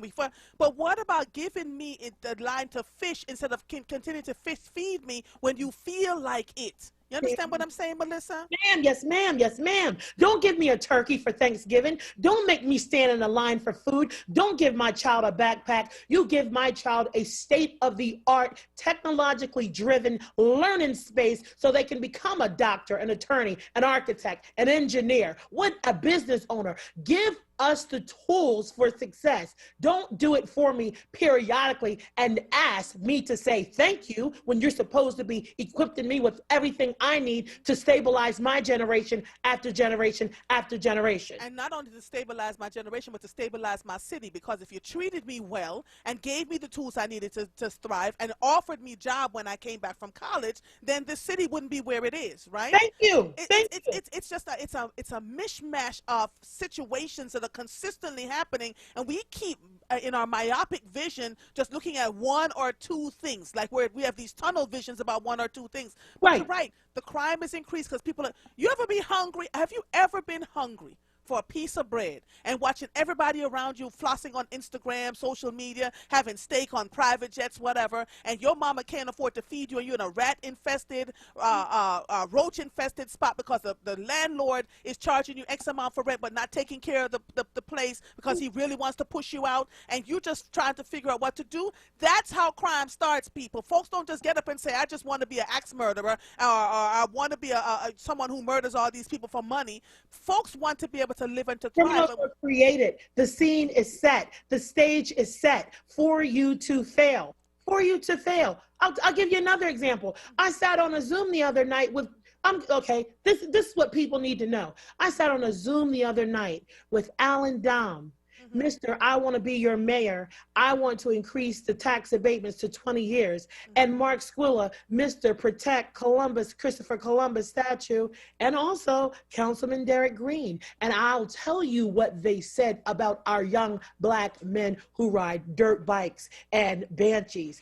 Oh, it was 1,100 people on the call who represented the entire city, primarily from Center City and Fishtown. And they came up with every idea in the book to stop young black men from riding dirt bikes. They're criminals. They're dangerous. We live in fear. We can't sleep at night. We used all of our retirement to buy a condo in an old city, and now we can't sleep at night. I come out of my office building, and they're everywhere. I'm terrified. What happened to the young white men when they were riding skateboards all around City? Well, the last time I checked, they had a $3 million skate park in front of the art museum. So if you know that young black men love to ride dirt bikes and it is a culture, Philadelphia leaders and visionaries, why not invest into an ATV park? Why? Because crime might go down. Gun violence might stop. Black men might be able to showcase their talent. Great things might come from it because we need black men to criminalize on a daily basis. They said, stop the gas stations from selling them gas. Put strips down. Put a banana peel down. Give them tickets. Give them felonies. The cops can't shoot them. Listen, what I'm trying to tell you was they don't want to see your black men, sons, and daughters succeed because we make them money. Remember, Andrea, we came into this country as what? Commodities. Commodities. And guess what? If it ain't broke, don't do what? Fix it. Yep. Child, I hate to say goodbye to you. You've got to come back. Listen, do me a favor. Come back on. So next week, Tuesday, is the election. See if I can get you back on Thursday, right? Okay, this week. Because let's finish talking about this. But remind all your listeners that tomorrow is May the 11th. Oh, I know, honey. I reminded them. I reminded them it was listen, I came on here talking about the ballot questions, reminding them that tomorrow is the last day for the mail-in ballots, reminding them to go take their little behinds and go vote because there's so much going on out here that we have to deal with. My sister, mwah.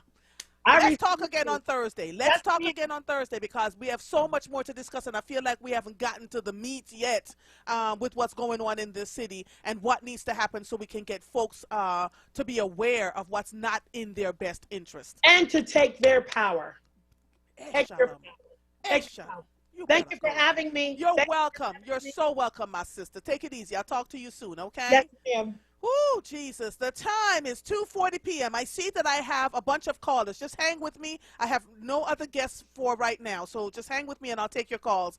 The time is 2:40 p.m. and it is 63 degrees. Dr. Scott, president of Beach Companies, reminds everyone to support black people and black businesses 365. Please view and download the free 2021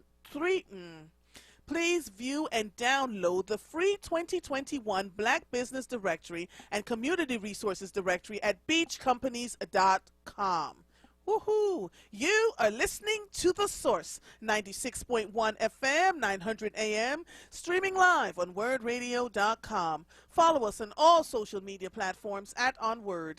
215-634-8065 is the number to call in. We will be right back after these messages. Dr. Ken Scott, president of the Beach Foundation, is reminding all minority high school seniors and current students that will be attending Community College of Philadelphia, Cheney, Lincoln, and Temple Universities can apply for the annual Beach Scholarship. The deadline has been extended to the end of May. Apply online at beachcompanies.com and look for the scholarship tab. From safe to seamless, convenient to contactless, and local to express, SEPTA is the Philly way to go. Plan your trip at iseptaphilly.com. WURD Radio presents the following information to help you navigate the upcoming election. This is Charles Ellison of Reality Check and City Council Live. Still feeling a bit worn out from the 2020 election? We're not done yet. 2021 is another important year when locally you have the power to pick Philadelphia's district attorney. Who will it be? The current DA and incumbent Larry Krasner, or former assistant DA and challenger Carlos Vega? What we know is this is a closely watched bellwether on the future of issues such as mass incarceration, policing, and public safety. If you want to have a direct say over these issues, simply vote in the upcoming primary on May 18th.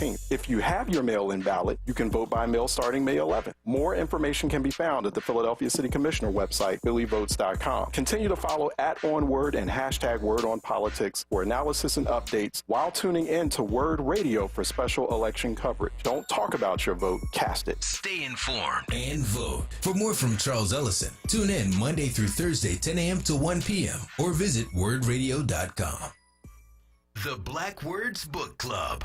WURD Radio's monthly conversation on books that explore the African American experience through social, economic, and environmental justice issues. Tune in the second Tuesday of every month on Evening Words with Nick Taliaferro, 4 p.m. till 7 p.m. The next book for May is Living in Color by Tommy Davidson. Be sure to listen live as Nick Taliaferro will hold a contest for a giveaway book bundle that consists of 4 titles from Kensington's Defina's Authors of Color's newest release. Don't miss it. Tuesday, May 11th on Evening Words with Nick Taliaferro. Attention for WURD members. Get your copy and receive a 20% discount when you purchase at Harriet's Bookstore or Hakeem's Bookstore. For more information on the Black Words Book Club, visit wordradio.com. The Black Words Book Club is sponsored by Defina. Defina is an imprint of Kensington Publishing Corporation, America's independent publisher, concentrating on authors of color.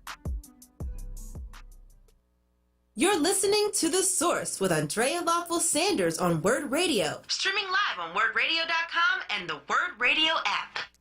Welcome back to The Source. Melissa Robbins, who is a political strategist, left my entire soul on fire. You know, I get in here every day. You all don't understand. Well, not that you don't understand, because it's not your job to understand.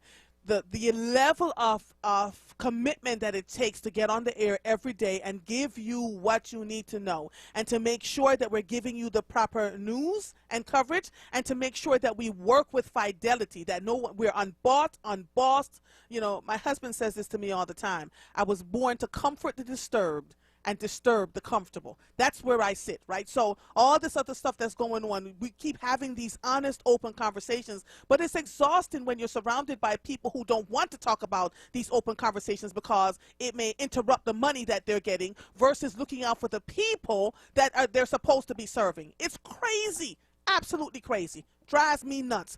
Miss Barbara from West Philadelphia, how are you, ma'am? Good afternoon. Good afternoon. How are you? I wanted to say Happy Mother's Day to you for one thing. Thank you, my sister. And I wanted to say it to Melissa, too, because I think some years ago I met her sons at a WURD event, and fine young men. Very nice. I'm sorry that I really wanted to talk to her, too. But she's going to come back on, Miss Barbara. I'm going to have her back on Thursday. I can't wait. I have to, make sure that I'm right here. But I wanted to know, when she mentioned the individual city council people's budget, we can see them somewhere. We know we can find read the budgets, their budgets. It's supposed to on their Philly.gov website. On their Philly.gov website. So for each council person, their budget is on their website. So let me find out from Melissa. Let's have Melissa tell us, because I will do my own research before she comes back on Thursday. But let me find out from her, and then we'll go from there. Okay. And so this is the other thing then. So when they have the budget hearings, are their budgets included in the hearings? I don't know. And we will find out, what their individual budgets and how they're going to spend their money individually. Because that, Okay. that I Okay. I never knew. All right, And- so I'm going to find out I'm going to talk to Melissa and I'll do my own research, okay? Okay. I'm learning right Thank you so alongside much. all of And- you. You're quite and welcome, listen, my y'all, sister. Y'all raised the roof. And as I was talking to a friend, and she said the roof was on fire. Y'all better get out there. Thank you so much, Miss Barbara. Have a good day, okay? All right. All right, bye-bye. Bree, how are you, darling? Hi, happy Mother's Day. Same to you. Thank you, darling. What's going on? I just wanted to find out if I tuned in a little late today, and I'm wondering if you're going to review the ballot questions again. I had my ballot. Yeah, I did. I did at the beginning of the show, Bree, but I'll do it again. Okay? I mean, if you do it tomorrow or the next day, that's fine. Oh, you know, yes, ma'am. I will be they doing just it seem every like day trick until. questions. Yes, ma'am. I will do it every day until election day. I promise you. Thank you. I will And continue I to have do one that. more comment. I really enjoyed your last speaker. She was giving all the statistics on the criminal justice system and how it relates to Philadelphia. And I was just wondering if you have ever heard of Dr. Umar Johnson. I don't know him personally. I have, and I know him. I've met him. Yes. And I'm wondering whether if he would be willing to come on and be a guest speaker, because he seems to have some solutions for education and for the plight of our community. Yeah. I don't know whether, I don't, nobody's perfect, but I think that he might have some good solutions for people to hear. It's just a suggestion off the top of my head from what I've heard from him. But again, I do not know him personally, so I don't know whether it would be the right person. But he sounds like he has some good ideas. And thank you for everything that you're doing. Thank you. Oh, you're quite welcome, Bree. Have a good one. Thank you. Bye-bye. Bye-bye.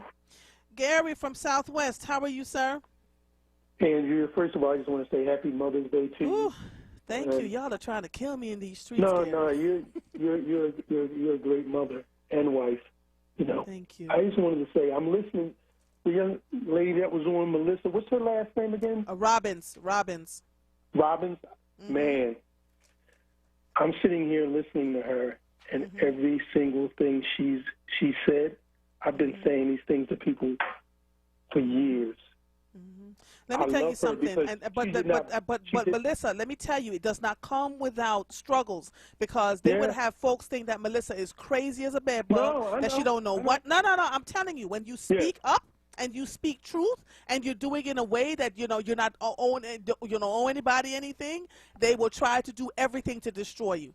And so Melissa, continue to stay the course. Continue to stay the course. You know what I'm saying? It's not easy in this city. No, because I admired her so much to be able to speak that truth.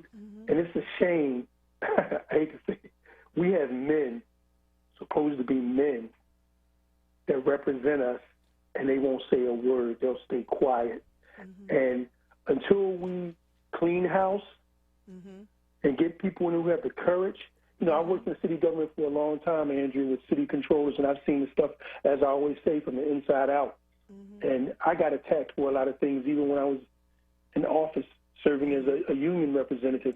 And it's like, I'm tired of seeing the same old thing with our schools. I used to go out and visit the schools, sit in the classrooms, and it's the same nonsense. They don't want our children educated, but they'll put them in prison in a heartbeat, because that's free labor.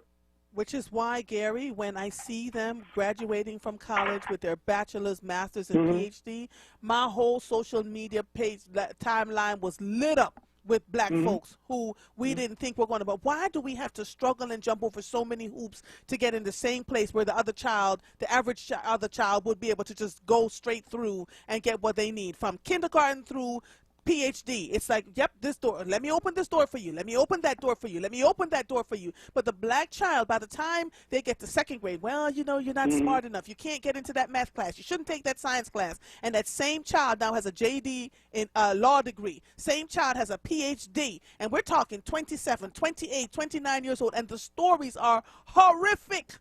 Why do our children have to go through that just to get to this place? And what role do we play in this? How are we complicit in this? It's exhausting. Andrew, it's too many sellouts that we have.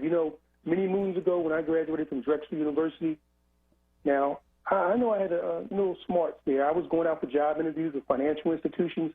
Every interview, when that interviewer would look at me, and there was a white man sitting across the table from me, and he looked at my resume, and he was, "Oh, you went to Drexel University?" I said, "Yeah, you see what my resume says."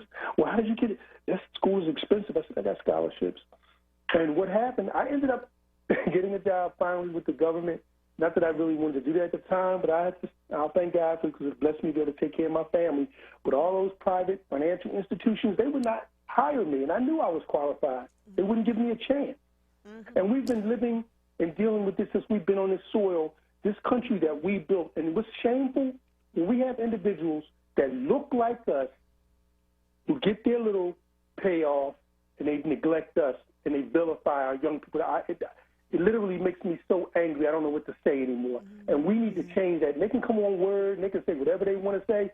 The proof is in the pudding. And we have to stop letting them smile on our face, give us a T-shirt, a hot dog and a hamburger, and a photo op. That day is over. Thank you, Andrea. All right. Thank you, my brother. Michael, tell Prince, hold on. I'm going to take my break now so I can take him, and then I don't have to interrupt him. You are listening to The Source, 96.1 FM, 900 AM, streaming live on WURDradio.com. Follow us on all social media platforms at onWURD. 215-634-8065 is the number to call in. We will be right back after these messages. Anthony Wright was wrongfully convicted of murder after he spent over 2 decades in prison. DNA exonerated him. In 2016, Carlos Vega re-prosecuted him anyway. I was in prison, convicted of a crime that I didn't commit. Every single person that was involved was corrupt. I think about Carlos Vega, I think about the devil, I think about racism. Vote now. Vote Krasner for DA. Paid for by Lawrence Krasner for District Attorney. We do all we can to ensure our kids are happy, healthy, safe, and strong. Having high-quality, low-cost health insurance helps make that possible. With CHIP, your child can have medical, dental, eye care, and more for free or low cost. Whether you're self-employed, unemployed, or your employee benefits are just too expensive, CHIP is there for you to help your child be strong. CHIP Strong. Apply or renew today at 800-986-KIDS or go to chipcoverspakids.com. Paid for with Pennsylvania taxpayer dollars. Hi, this is Samantha from Leo's Apparel on Germantown and Lehigh Ave. Open from 9:30 to 5:30 Monday through Saturday. We have the hottest selection of boys' dress suits and casual sportswear for boys sizes 2T to 20. Men, let me tell you, we got in a large shipment of straws from Stetson. We have new linen and dress suits. Biggest selection of Stacy Adams shoes. Get an extra WURD 10% discount.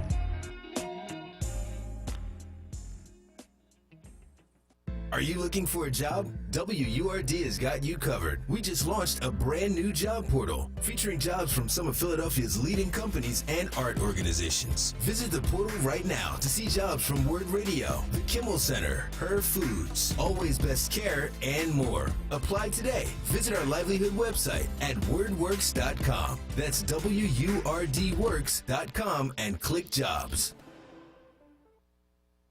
This is WURD Radio, 96.1 FM and 900 AM WURD Philadelphia. Black Talk Media. You're listening to The Source with Andrea Lawful Sanders on WURD Radio. Streaming live on WURDradio.com and the WURD Radio app. Welcome back to The Source. If you're just joining us, I am in the middle of, the next few shows that I do will be around this election. What's happening in this city? Why things are the way they are. The MOVE anniversary that's coming up. The bombing of the MOVE family on Osage Avenue from 1985. That anniversary is coming up on May 13th. This the contentious election. I mean, all of that's going on. So this next few shows, that's all I'm talking about. Because Philadelphia is important. This is ground zero for those of us who live here, and we want to make sure everything is okay as we move forward. And we got to stop talking and be about the business and not be afraid to vote folk out of office. Vote them out. I said it. All right, Prince, let's go. What's going on, my brother? You know, people call your show, and it would just be really good if we had the show on from 6 in the morning until 9 o'clock at night or 10 o'clock at night whenever the signal drops. Right. Because I think people are fired up, and you can only listen in 3 hours to so many people. Right. Because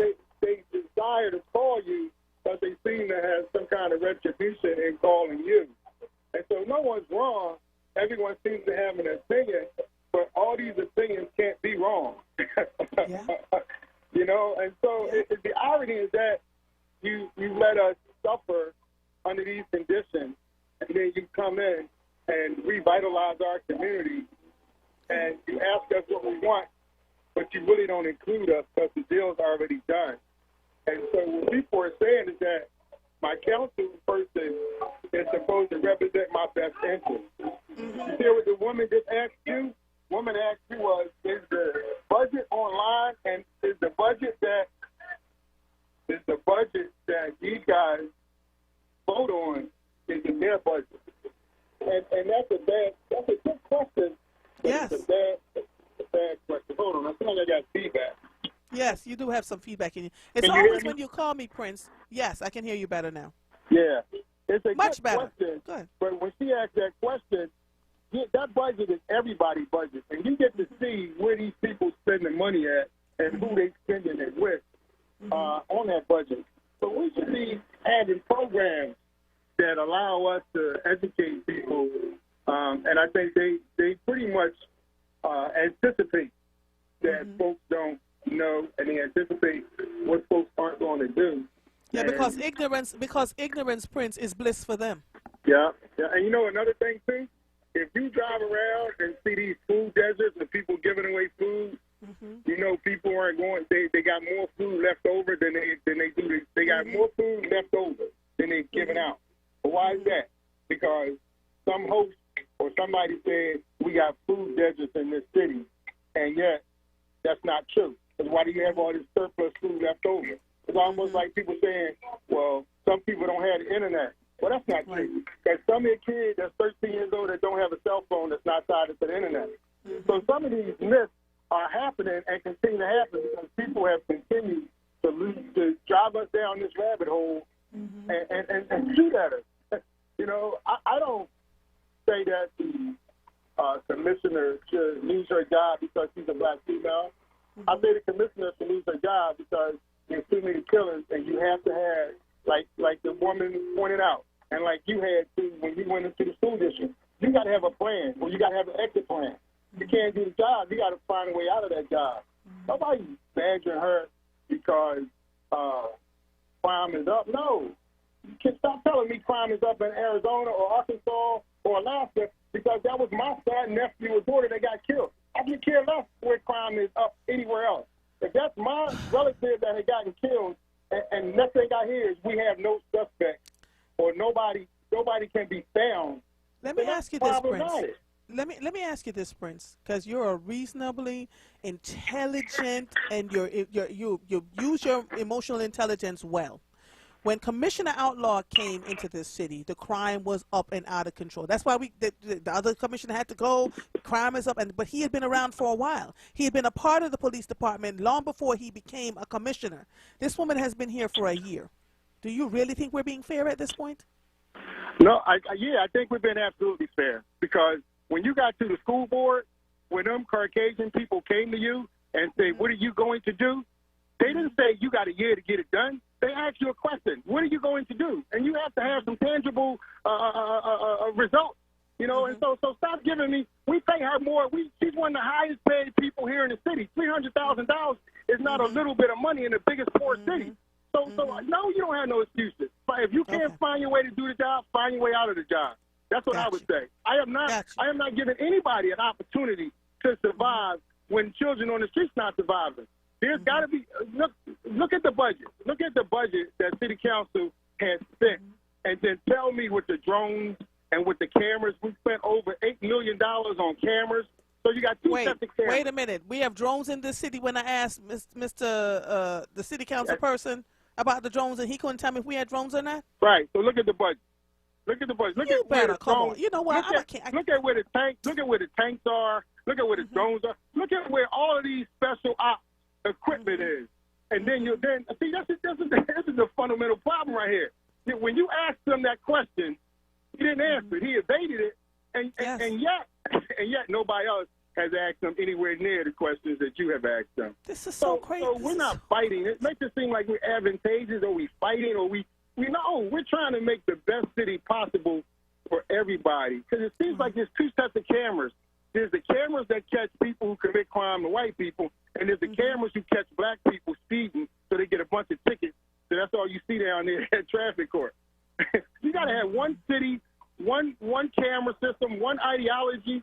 You know, wrong has to be wrong, and right has to be right. I mean, if they see your politicians doing wrong, Andrea, it's in there. If they see your politicians doing wrong, then what makes you think that they're not going to get away with it? Right. I'm just saying, you know, you got, look at what we got. You know, you got one politician that's been convicted, Terrell Parker, for drunk driving. You got Kenyatta Johnson is going to be convicted and go to jail. And you just run the list of people in office that are going to jail. And so when they nephews and cousins and neighbors see that, then you can't stop crime when they see other people committing it who are close to them. I am so disturbed that we don't really have an opportunity to just get some services. Andrea, they have not stopped building. During the pandemic, they have not stopped putting these large hotel apartment buildings up in some of the most poorest and desolate neighborhoods. And so you don't have to gentrify. Between the pandemic and the politicians we have in office, you know, it's becoming inevitable. And that's why we call this show, and that's why people who listen to your show who've never called before are listening to say, hey, how can y'all help me? If you unapologetically black, how can you help the black community? Because you stand there watching this whole thing coming from poverty to technology. Technology didn't do nothing but help further cultivate the poverty. Okay, now but we got Prince, accountability on us. So Prince, check it out. I am looking at the 2022 budget. Thank you, Andrea. Robin Manley. 659 pages long. So where is the abridged version for the folks in this city? Look up under special ops and look up under the police department. All right, okay. All right, so I have to go page 378 to get to the police department. I'm going to have to read this. I can't do this now, but I'm definitely, believe me, I'm a reader and a voracious one. This should be interesting. This is going to be my book for the next few days because this is crazy. Right. And all we're doing is trying to, when George called, and he doesn't mean any harm, but the thing I love about George is he's calling from being in the room with these guys. He's calling from an internal perspective. He's not calling just saying stuff. He's calling saying, hey, I sat there. I watched the receipts that they had to sign for the money that they received. And if Vega was to win, it would just go to show you how money buys elections. That's all. You know what I mean? Regardless of what they're saying, the empathy towards the social aspect of things, you know, Krasner has to do a job as a DA. And there have been about 4 or 5 courts that have shut down because of his empathy and his social service performance. And so the wheel has to roll with all the spokes in it. It's on wobble if any of the spokes are out of it. And so people can take that however they want to. That's why some of our preachers, you know, they aren't on the air saying different things because, you know, if it's going to run that way, all I'm trying to tell people is that you need to give people who want to get out a chance to get out. Don't let the young lady be on the waiting list to live in public housing because her grandma and because her mom was on there. Give her a way out. Give him a way out. That's all I ask. I'm not trying to upset the apple cart. I'm only trying to give people who want to get out a way out. And that's my soapbox. I'm going to get off of it. I'm going to continue to listen to you. Lord, y'all going to wake up one day and not see mother. I can't. Oh, working me to death over here. Take it easy, my brother. Odell, how are you? Thank you for taking my call, Miss Sanders. How are you? I was calling because I truly believe that the Attorney General of the United States needs to come in and investigate the cameras in the city of Philadelphia, especially in the high crime areas. Because I believe whoever's looking at these photos or looking at these, because I know they see it, but they can never identify anybody that get killed as black.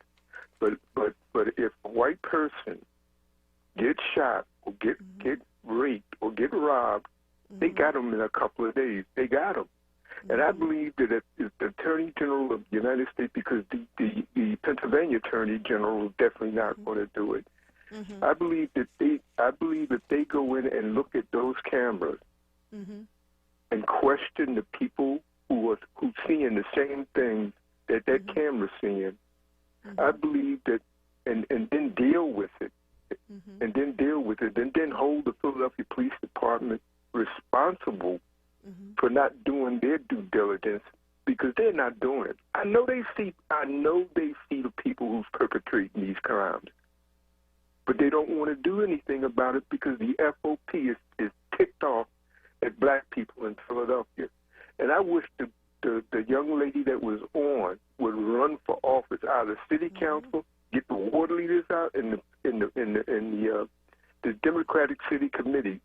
All of those people need to go, because I called the Democratic Committee and asked them why was they not endorsing an incumbent. And they was giving him and Horn giving me all these excuses, and I said, you know something, all of y'all need to go. And I've been asking the same questions too, and I'm getting things like, well, you know, he didn't acknowledge me after he won. Well, you know, I don't really like his personality. Well, you know, what? Are you serious right now? My thing is, the guy told me whatever. That's what he said, whatever. That's what he told me, whatever. This was from the Democratic City Committee, whatever, because they're so comfortable. And I'd be glad when the sisters that comes on Wednesday give out the name of all of those politicians, ward leaders, and committee people that got money from the FOP, because I'm sure that's why they're keeping silent. Thanks for taking my call. You're quite welcome. You're quite welcome. All right. So thank you so much. Cliff, how are you? Hey, this is Andrea. 3 quick questions. When we talk about black and brown, who are the brown people? Child. That would be the Latinos, Latinx Okay, folks. okay, so Latinos. Okay, and then Vega, what's his ethnicity? Or he's brown. Yeah. He's brown. Would he be Hispanic or Puerto Rican? I think he might be. I'm not quite sure what his ethnicity is, but I know he's brown. Last question. Can a Hispanic or Latino discriminate against black people? Come on now, Cliff. You already know the answer to that. All right, thank you. Taking my call. You're welcome, my brother. All right. Bye-bye. George. Lord Jesus, George. Good evening, and how are you? Well, I was fine, George, until, you know.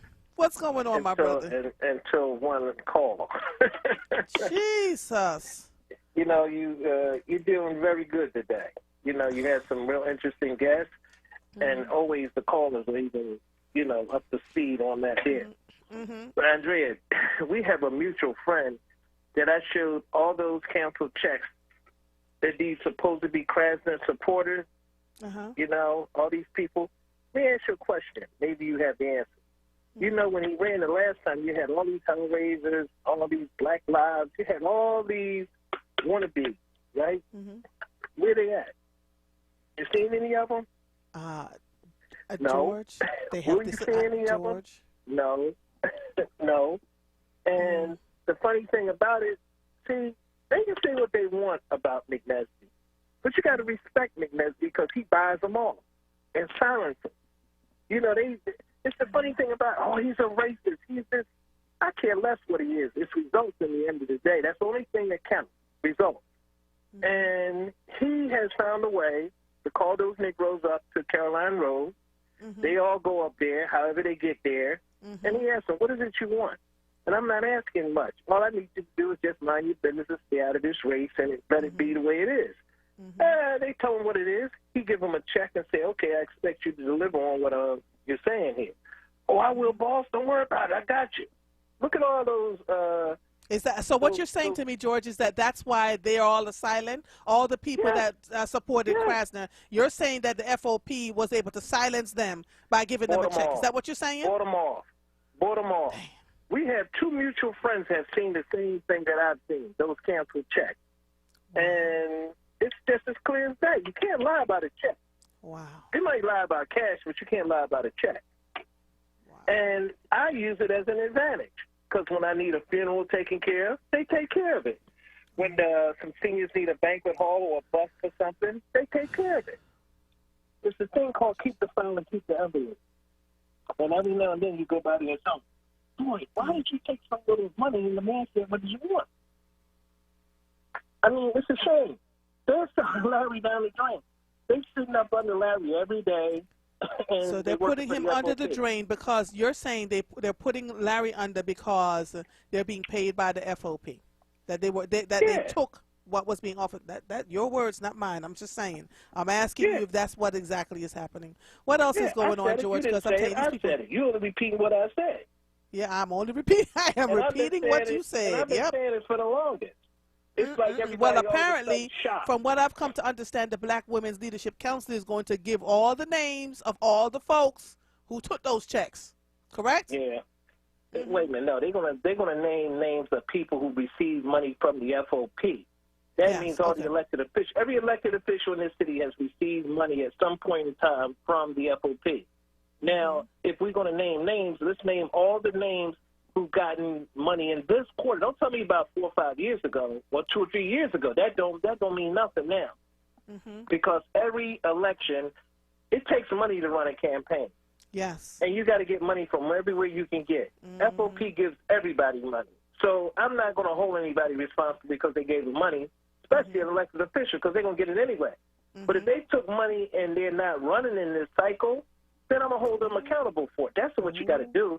Just don't shoot off names of saying this person got a check and that person got a check. Of course, every elected official in this city got a check from the FOP.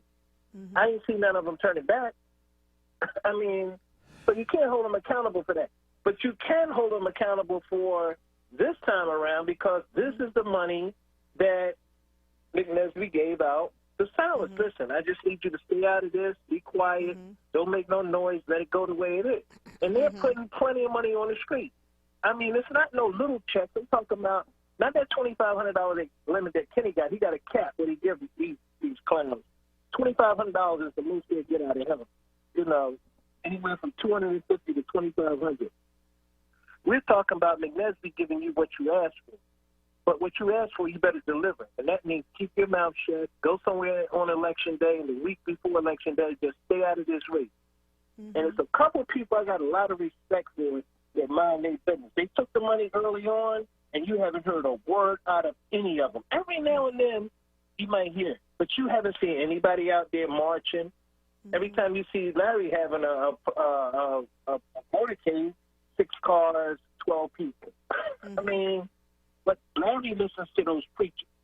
And he's going to be shocked and surprised when he finds out those preachers are the main ones selling him down the drain. I wouldn't trust them where to film, okay? They'll go through the dead person's pockets and all that there. Take my word. All right, so speaking of which, I have one that wants to come on. We're getting ready to call him, so let me get him on the line. So let's see if what you're saying is true, right? To talk about Larry Krasner and why black preachers should support him. So let's see. No, black preachers are saying they supporting him, Andrea, but they still taking a check. You can't tell me, yeah, I'm supporting you, but you're taking a check from my opponent. How he going to know that? Whoever it is, how they know who's taking money unless they're in the room getting money too?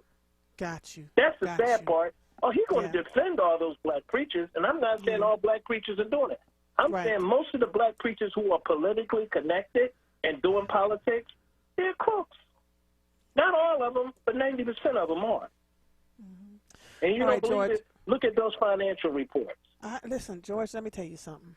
I want to thank you for calling in. Call me back again tomorrow because my heart is full from all the conversations I've been having today, honestly. Wait till your friends call you. Wait till your friends call you today and say, look, I'm going to come over. I'm going to show you these canceled checks, what George was talking about.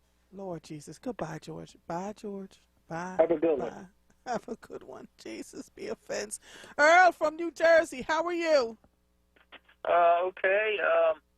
I just want to say a few words. That's all. I'm not going to talk against Larry Krasner because I don't know that much about him. I live in New Jersey, but I think that the police are not really trying to catch some of these guys, young guys that's going around shooting up the place because if they wanted to, they could catch them. They could have police in plain clean cars, regular cars, plainclothes police men, and have, the windows bulletproof, make the cars, bulletproof, like, don't go out and buy a bunch of cars because they might not be able to. You know what, Earl? You have a point. You You have a point, Earl, and let me tell you why. I before the country closed down, I used to take a spin class. I'm on a bicycle spinning, going nowhere. And in that class were a bunch of police officers. Some of them were undercover folks. You would have never guessed they were officers. I'm trying to tell you. And I saw a couple of them I brought it on. One of them almost gave up his tapes because I didn't realize what I was doing. I'm calling his name, and he just kept walking. They're in there. They're out there amongst the people. And the cameras, if the cameras at my house can see the irises of your eyes, why are these cameras out on the street not catching people? Yeah, they can catch them if they wanted to, But like I said, if they just have these cars in areas where there's a lot of shooting going on, and not have the police coming down the road blaring their sirens, because that's telling the criminals, the ones who's doing the shooting, hey, you better watch out. We're coming. Run for your life. Of course, the criminal ain't dumb. So they should silence those alarms when they get near the area where the shooting's going on, and they could probably catch some of these people. Yeah. Thank you so much for calling, my brother. I got to take one more call before I go to break, and I have a caller calling in. So let me get this done. Thank you so much. Elias? Hey, good afternoon. Good afternoon. Ooh, the calls are coming in fast and furious today, Elias. What can I do for you? I got so much I want to say. I got so much that I want to say, but I know I don't have much time. We don't have much time. So. You got. Can you do it in 4 minutes, Elias? We got 4 minutes. You got 4 minutes? Oh, damn. That's good. Come on. I got you. Hey, Come listen. on. Let's go. So can you one day seriously have a council member, like especially Quinones Sanchez, come to your radio station and explain why our communities, and predominantly Black and Latino communities, these stop-and-go stores, these beer delis, and these bodega stores that sells all these drug paraphernalias that is part of the component that's perpetuating the drug pandemic predominantly in our poor community. This has been going on for the past 40 years, okay? Now we have a Dominican state representative called, his last name is Burgos, Danilo Burgos. You need to look him up. Burgos. He came in 1990 to America with his parents. Parents opened up a store in North Philadelphia, right? A bodega store. The question to these people is, why do they sell all these crack pipes, K2s over these past 30-something years, and all these drug paraphernalias that part of perpetuating the drug pandemic? I got something simple to say. This is all about government revenue, okay? All those items are taxed.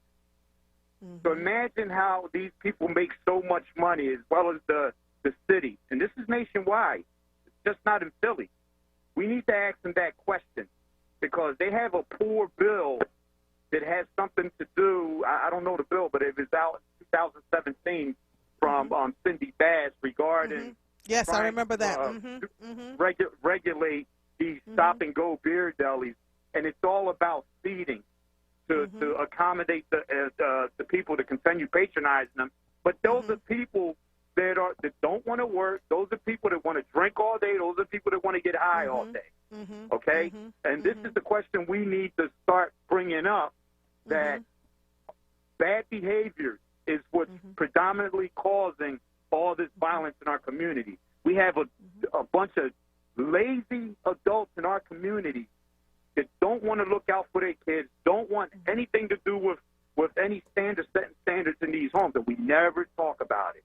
Okay? So this violence will never stop until we start calling mainly, number one, the adults in these homes, in these communities, and then the city officials allowing for the past 40 years this type of assault, okay? And having all these type of businesses preditate on our communities. That's all. I really would like a council member, any of them, because when a black man or Latino is killed in these neighborhoods, You got the city councils in the right there in the corner store denouncing gun violence, but the door entrance to these businesses are advertising Philly's Blunt advertisements. Yeah. And all types of rappers, folk rappers, crack pipes. You're absolutely right. You're absolutely right. I've seen them. Thank you, my brother. Thank you so much. All right. I have Reverend Weathers on the line. Let me take a quick break, and then we'll be right back. You are listening to The Source, 96.1 FM, 900 AM, streaming live on WURDradio.com. Follow us on all social media platforms at onWURD. 215-634-8065 is the number to call in. We will be right back after these messages.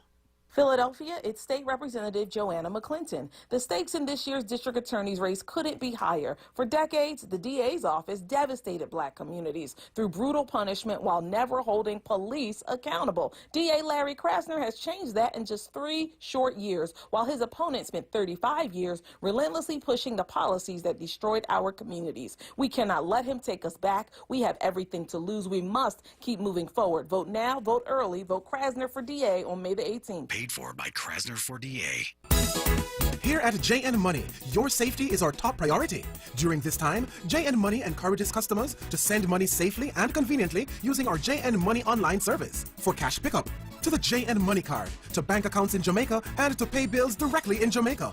With fast, safe, and convenient services, JN Money will help you find a way. Stay safe. JN Money Services USA Incorporated, a licensed money transmitter in Connecticut, District of Columbia, Maryland, New Jersey, New York, and Pennsylvania. License number FT71415, Massachusetts Foreign Transmitter Agency. Tired of doom scrolling? Discover a new way to social distance with Philadelphia's own Curtis Institute of Music. This spring, Curtis presents more than 24 free virtual concerts. From virtuosic solos to premieres of new orchestra music, the Curtis Institute cultivates world-class artists right here in Philly. Explore thrilling performances delivered straight to your inbox. See, hear, and feel the power of world-class performances by a new generation of musical legends. Join www.curtis.edu/performances. This is not a fad for us. We will not resume our regular programming when things die down. We're not black to help our bottom line or because it's politically correct. We're not joining a fight. This has been our fight, our message, our people. Black lives have always mattered here. We are undeniably, indefatigably, unapologetically, permanently Black Talk Media. WURD. You're listening to The Source with Andrea Lawful Sanders on WURD Radio. Streaming live on WURDradio.com and the WURD Radio app. Welcome back to The Source. OMG. So much has happened in the last hour, I can't hardly stand it. So the last caller, Sally Brown, said, the last caller have a good question. Why are smoke shops allowed to be open 24 hours? They sell drug pipes and other drug paraphernalia. Bernita Francine says, right across the street from the elementary school, 56 and Chester Avenue. She could not believe it. These are questions that need to be answered if we want to talk about drugs. And they're right. You see all sorts of things happening in these we call them bodegas or corner stores. Right now I have on the line with me Reverend Weathers. Good afternoon, sir. How are you? I'm doing great. Good afternoon. How are you doing today? Ooh, listen, this has been a very contentious show. We've all been talking about the district attorney's race and what's happening here. Let me give you a synopsis, sir. So someone just texted me who works in city government and says, this is an interesting yet disturbing discussion because a few folks have told this person they attended community meetings with their council person where the city council person said they didn't know if they should back the current district attorney yet or they haven't decided as late as last week when the election is next week. Unbelievable. What does the black clergy have to say to all of this, sir? Wow, that's very interesting. I think black clergy's position, and again, I'm not the president, I'm the second vice president, speaking, asked to come in and speak. I think black clergy's position is the following, that, in this election, you have a decision to make, and not only a decision, but you have to be bold and take a stand on with whom you're going to support. You can't be, how can you say, in the closet speaking one thing and then be out in public speaking another. Black clergy in Philadelphia and vicinity, we've listed, we've had our endorsements and everything. We've endorsed Larry Krasner for the district attorney's race, as well as various other politicians, not politicians, but other candidates who are running for judicial positions. There's no wavering in that particular regard. You know, I think what hurts our city, what hurts Philadelphia, what hurts the community is when people elect their politicians to lead, but politicians, they come across like we'll lead, but then it's, you know, things that they do behind closed doors. And so that's a time where you have to be bold and be able just to stand on what it is that you say you're going to be about, but you represent the people. So you can't sit up here and say one thing in front of the public eye and be doing something behind closed doors, because that creates an unstable situation. And if the community can't have credibility in their local politicians, then really that says a lot about the leadership that's taking place. But we see the contentiousness of this election. It is next Tuesday, so we're talking 8 days away, right? What should the people of Philadelphia know and be aware of?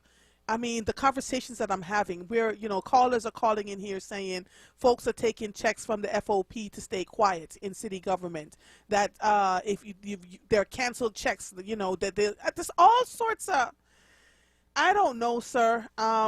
If you had called in at 1 o'clock, we probably would have had a more intelligent conversation. But 3 hours in, I am just like, this is a lot. This is a lot. It's a lot. What is the black clergy seeing from the black clergy's point of view? What are they noticing about this race that may concern them or hearten them? I think there's a couple of concerns. One, the pattern that always appears is that after a presidential election, communities tend to go to sleep and not, you know, be energized for the election in the following cycle. People, you know, our brothers and sisters have to understand every election is important, whether it's the presidential election, whether it's the DA's race, whether it's for judges across the, you know, Commonwealth, whether it's for mayor and then president, senator, Congress. Every election is important. If it wasn't important, then folks would not be attempting throughout the country to erase the right for us to vote. That's the first thing. Anytime somebody has to stoop to the level of, I could get in trouble for saying this, but I'm just going to go ahead and say it. If anybody who stoops to the level of gutter politics that has to send out messages to say stay home, you know, to send, you know, do various tactics in order to try to allegedly, you know, suppress the vote, it's disturbing. And so, you know, if you have to stoop to that particular tactic, then that says a lot about your character, especially when it comes from, you know, a police union that's supposed to protect and serve as well. I'm concerned about just the weaponizing of, you know, the FOP at this particular point. We understand, and let me say this, as a pastor, I have police officers who are great. So this is an anti-police. You got me? But, you know, you have good police, you have bad police. All that being said, I believe that there's more good police than bad police. All that being said, with all the energy that the FOP is putting into, you know, ensuring that a candidate is defeated. I don't know if you're aware, but off of 95, I was sharing with a pastor colleague this morning as I was traveling to church. I pastor, you know, in Jenkintown, but I have to drive through Philadelphia. I'm on 95 going into Northeast Philadelphia. FOP got big signs up, says fire Larry Krasner. I mean, it is big. They've invested a lot of money. What happens after the election? If they get the desired result, does this weaponize them even more? They're not addressing, you know, various issues within our community, but yet they're placing a whole bunch of energy to ensure that one candidate is defeated and another candidate is elected. We have a lot of issues that's going on within the community, yet, you know, when it comes, you know, when you have the head of the FOP who refers to, you know, those in the Black Lives Matter movement as rabid dogs, didn't denounce the Proud Boys. Correct me if I'm wrong. I didn't read they didn't denounce the Proud Boys. So you had Proud Boys at their gatherings and things of that nature. You know, it really raised the question, what happens if they get their desired result, if they get their desired goals? Right, right. Oh. So 8 days to go. 8 days to go. This is not a time to sit home. And when you ask what is the concern of black clergy, that there's lethargy in our communities. That you know, one particular section of the community is going to be energized, and another one is going to be lethargic. And if African American communities are lethargic, then the desired results that they're seeking may not be the desired results they receive. And if they don't get the desired results they receive, then it may be detrimental to, the future. I won't say our future, but it will have an impact in what's ahead in the future. So I have been on the air now for a while and have been following this election. There wasn't much conversation around it, but I noticed that the people here, they're talking about going out to vote. We've been reading the ballot questions, et cetera, et cetera. Here's what I think. I'm not sure if the lethargy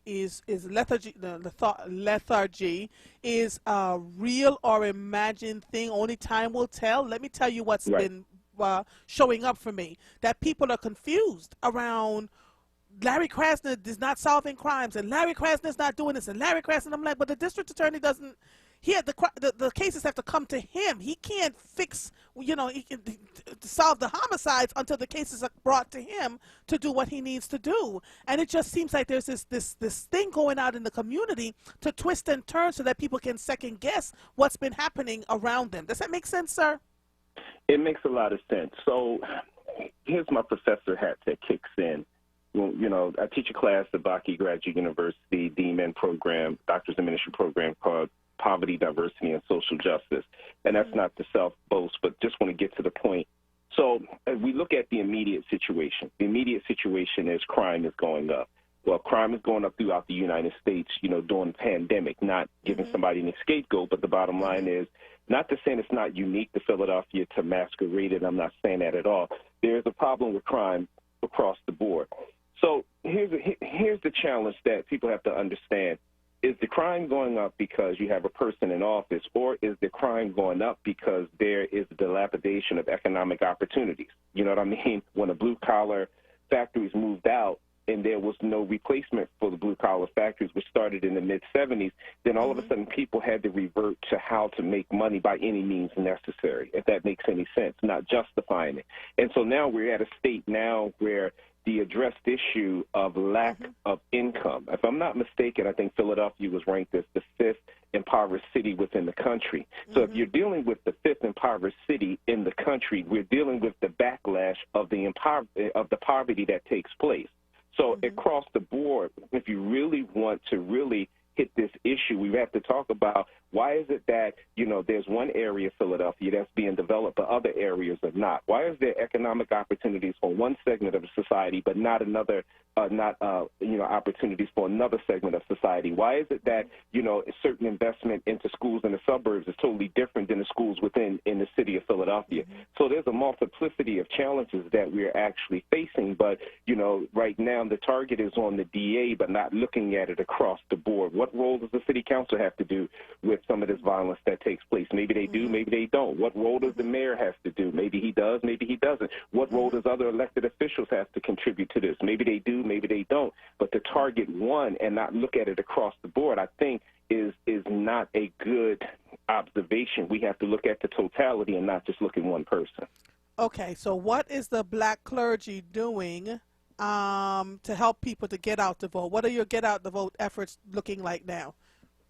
Our get out the vote efforts are following one. We've been having town halls throughout this whole entire month, and prior to stating the fact that the importance of turning out the vote. We've been meeting with our constituencies, telling them to go within the community to turn out the vote. This is not the time to be sleeping. This is not the time to be silent. This is the time to get out the vote. Under our leadership of President Robert Collier, we're constantly, beating the drum, whether it's, through our constituent membership, talking to certain ones within the communities, et cetera, expressing the message that there is a need to turn out the vote. This is why we're on the radio right now. Turnout is going to be critical. If you don't turn out and vote, what happens here is you've allowed somebody to speak for you and elect somebody that may not represent your interest.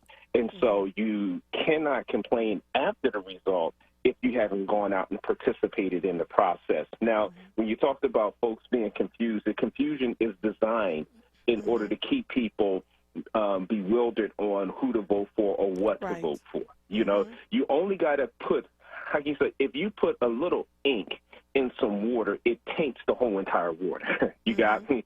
So we can't let just one statement or the someone purposefully throwing stuff out there to get the community confused. Because think about it, if you can keep the African American community confused, then you can stop the record number of voters to come out or have them confused about what to vote for. And although we're focusing on the DA's race, we also got to pay attention to these ballot initiatives that's trying to strip power and authority away from the governor. And so in some counties it's no, yes. In other counties it's no, yes. You got to check out those particular ballot initiatives because as folks are fighting, and that's what it's done by design, fighting and got us focused on Vega and Krasner, right, which there should be focused on. I'm not saying you shouldn't, but don't lose the other focus on those who are running for, judicial positions throughout the state and throughout the city, but we cannot take our focus off of the fact that there's a ballot initiative on the ballot that's trying to strip power away from a Democratic governor, and this is what the radical right has been doing. When they lose power, then they try to strip others from power. If I'm not mistaken, I think they tried to do it in North Carolina, and they tried to do it in Michigan, and they tried to do it in other places. Maybe my information might be slightly off, but they've been doing it throughout this country. And so we have to pay attention to these ballot initiatives. We cannot let those try to strip power away from the governor because they don't like who's in office. And let me say for the record, I am not paid by any governmental official to make that statement. My voice is free to say it so I can inform and educate my brothers and sisters what's going on with this ballot initiative.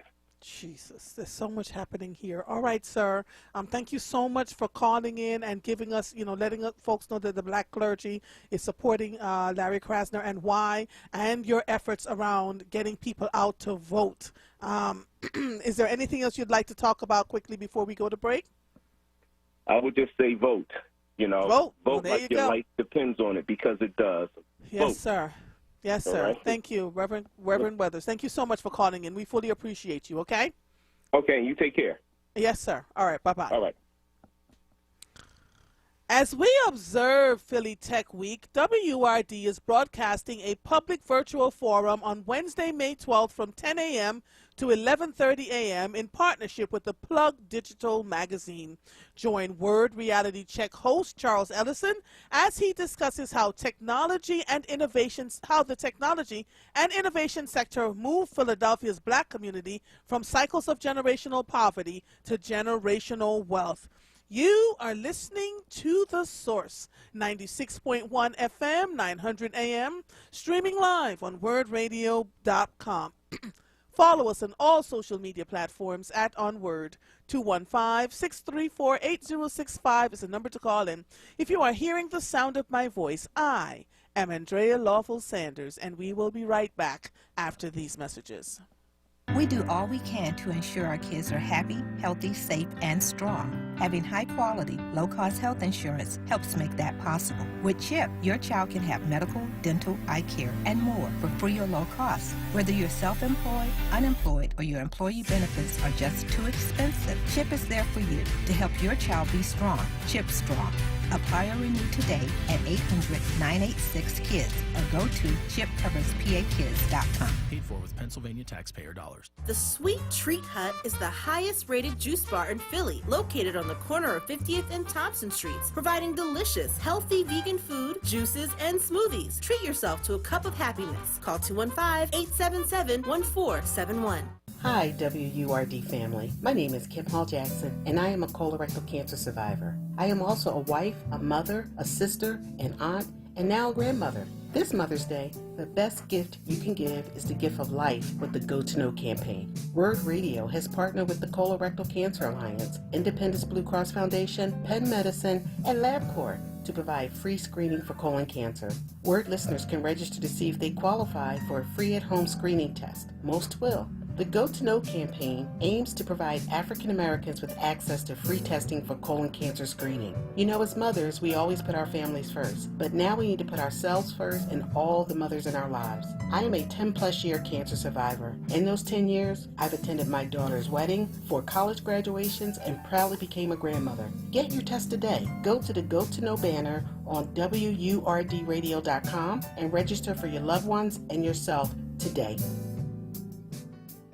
Word on Politics. As we approach the Pennsylvania primary, join incumbent District Attorney Larry Krasner and his challenger, former homicide prosecutor Carlos Vega, as they square off in a live broadcast debate Wednesday, May 12th at 1 p.m., presented by WURD Radio, moderated by Charles Ellison, host of Reality Check, Solomon Jones of Wake Up with WURD, and Joanne Bell of the Black Women's Leadership Council. Don't miss this opportunity to hear from the candidates for District Attorney, Wednesday, May 12th at 1 p.m., exclusively on WURD Radio, 96.1 FM and 900 AM WURD. Streaming live on WURDradio.com, the WURD Radio app, or watch live on WURD TV via Facebook and YouTube.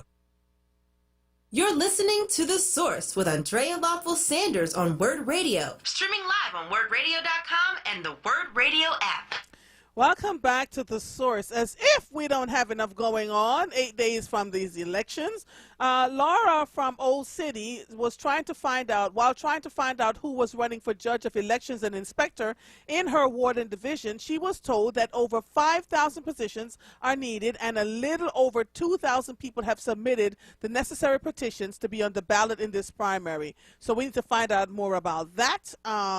Who was running for judge of elections and inspectors in their ward. We need judge of elections. We need people to oversee what's going on, and to inspect to make sure that people are doing what they're supposed to be doing during these elections. Oh, Lord, it's a lot. So, I'm going to talk about the ballot questions quickly again before we get off the air because it is necessary. Should Pennsylvania strip the governor's disaster declaration powers? That's on ballot question number 1. Ballot question number 2. Should Pennsylvania amend its constitution to prohibit discrimination based on race and ethnicity? Question number 3, should Pennsylvania fire departments and EMS companies be able to apply for loans? I'm being told from reading the article that Michael Cord wrote that is not going to be in Philadelphia. So that would not be on the ballot question, will not be there on Philadelphia. And number 4 is, should Philadelphia expand the board that hears appeals on property violations and firearm permits? I don't know what else to tell you all. Call in if you want to talk, 215-634-8065. Here are the candidates on the ballot for the 2021 primary. Philadelphia District Attorney, the Democrats, Larry Krasner, the incumbent. When he was elected 4 years ago, Krasner vowed to use the DA's office to transform the criminal justice system from the inside out. His raft of criminal justice reforms included stopping prosecution for insignificant cases, freeing the wrongfully convicted, ending cash bail imprisonment, and prosecuting bad cops. Carlos Vega, a New York City native, Vega joined the DA's office in the 1980s and worked his way up the ranks. He became the first Latino homicide prosecutor in the state, according to his campaign, and tried hundreds of murder cases over the course of his 35-year career. He was among the first prosecutors Krasner fired when he took office in 2018 and later sued the DA for age discrimination. Vega said the DA's race isn't about a grudge match. Republican Carlos Peruto. Peruto is a longtime criminal defense attorney in Philadelphia. He is running unopposed in the Republican primary and has indicated that he would drop out of the race if Vega defeats Krasner. This year, you will be asked to elect a judge of election as well as a majority and minority inspector who will serve as the administrative election officials in your local voting precinct. You just heard me say that there are 5,000 spots that were open, only 2,000 people applied, so we've got a bunch of spots open to elect a judge of election as well as a majority and minority inspector. The city is divided into 1,703 divisions and precincts, and the candidates that appear on your ballot will vary accordingly. Justice of the Supreme Court. The Pennsylvania Supreme Court, the state's highest legal branch, has a Democratic majority and only needs to fill one seat. In the Democratic seat, Maria McLaughlin, why am I messing up her name? McLaughlin, thank you. On the Republican side, Paula Patrick, Kevin Brobson, and Patricia A. McCullough. For Pennsylvania Supreme Court, as Superior Court Judge Susan Gantman prepares to retire, 3 candidates seeking to replace her are set to appear in the Democratic primary ballot. Jill L. Beck, Tamika R. Lane, Brian S. Neft. The winner will likely face the lone Republican in the race, Megan Sullivan. For the Pennsylvania Commonwealth Court, Crompton, the incumbent, is a Harrisburg area Republican. Stacey Wallace, a Bradford attorney running as a Republican. Lori Dumas, a Democrat. Sierra Street, a Philadelphia Court of Common Pleas judge running as a Democrat. Amanda Green Hawkins, a Pittsburgh attorney and a two-time Democratic Allegheny County council member who also works as Assistant General Counsel for the United Steelworkers. David Spurgeon, a Democrat who serves on the Allegheny County Common Pleas Court. You have seen me interview a few of these folks before. Philadelphia City Controller. The City Controller serves as a chief auditor of the City of Philadelphia and the School District of Philadelphia. The City Controller, which functions independently of the Mayor and City Council, is responsible for auditing municipal operations, investigating accusations of mismanagement and fraud by city affiliates, and certifying Philadelphia's debt capacity. Incumbent Rebecca Reinhardt, who is a Democrat, who is set to run unchallenged in the primary and in November's general election, was sworn in as the first woman ever elected city controller for the city of Philadelphia in 2018. Thank you, Dee Patel, who pulled all of this stuff together. She made it really easy for us to pull up all of this information. The deadline for your mail-in ballot is tomorrow, May 11th. You can drop off your ballot at 14 secure drop locations around the city. If you want to find out where your mail drop locations is, let me see. Go to PAVoterservices.gov. I believe. No, it says Billy Penn. Philadelphia mail-in drop-in. So there's a see, votespa.com, voting in PA. You'll see where the absentee ballot boxes are. And if you are registered to vote, you can. If you don't know if you're registered to vote, you can find your status there. PAVoterservices.pa.gov. So it's www.pavoterservices.pa.gov/pages/voter registration status. If you want to know what your voter registration status is. It's been a long, this show, I mean, there's so much going on. And when you look at the politics that's been happening, special coverage this week on May 11th, which is tomorrow, Evening Words with Nick Taliaferro, the book club, 4:30 p.m., Living in Color with Tommy Davison. May 12th is the Tech Philly special coverage. May 12th at 1 p.m., the Philadelphia District Attorney debate, incumbent District Attorney Larry Krasner and his challenger, former homicide prosecutor Carlos Vega. May 13th is the MOVE anniversary. There'll be various shows, special coverage, all shows with their own coverage. All right, so let me just make sure. Michael just sent me a text. I want to make sure. I hope. Let me see, Michael. Philip, West Philadelphia. How are you, sir? You're calling in just in time. What's going on? I'm good, thank you. How you doing, I'm Andrea? good. What's happening? What's going on, sir? Yes, I just wanted to say, yes, your last guest you had on, he was right on the money about, talking about how important it is to vote. Mm-hmm. And yes, especially when he said about them questions that's on the ballot, where they're trying to strip power, from a Democratic governor. Mm-hmm. and yes, and so forth. And, because unfortunately, a lot of people think that only the presidential election is the big elections, but your local elections actually matter a lot more. Mm-hmm. Mm-hmm. And when you take a look at look at what happened in Texas, Georgia, Florida with the voter suppression laws and stuff. Mm-hmm. Mm-hmm. And it's done by basically Republican legislatures and Republican governors. Mm-hmm. And the reason why is that situation because a lot of people do not vote in midterms, local and state elections, and that has to change. So, Philip, can I say this to you? I've been watching this happen since 2008. See, yes, me we too. always Same talk here. about. Can you hear me? Yes. All right. So when Barack Obama first became president of the United States, the Republicans shifted. Smart people, I got to give it to them, shifted what they were doing and started focusing on the state's elections, right? So district attorney, the judicial elections, the mayors, governor, people in the assembly, because local elections matter, right? So while we had a black president of the United States, in his second term, absolutely nothing could get done because they had all those states locked up, right? All those states with their people in place,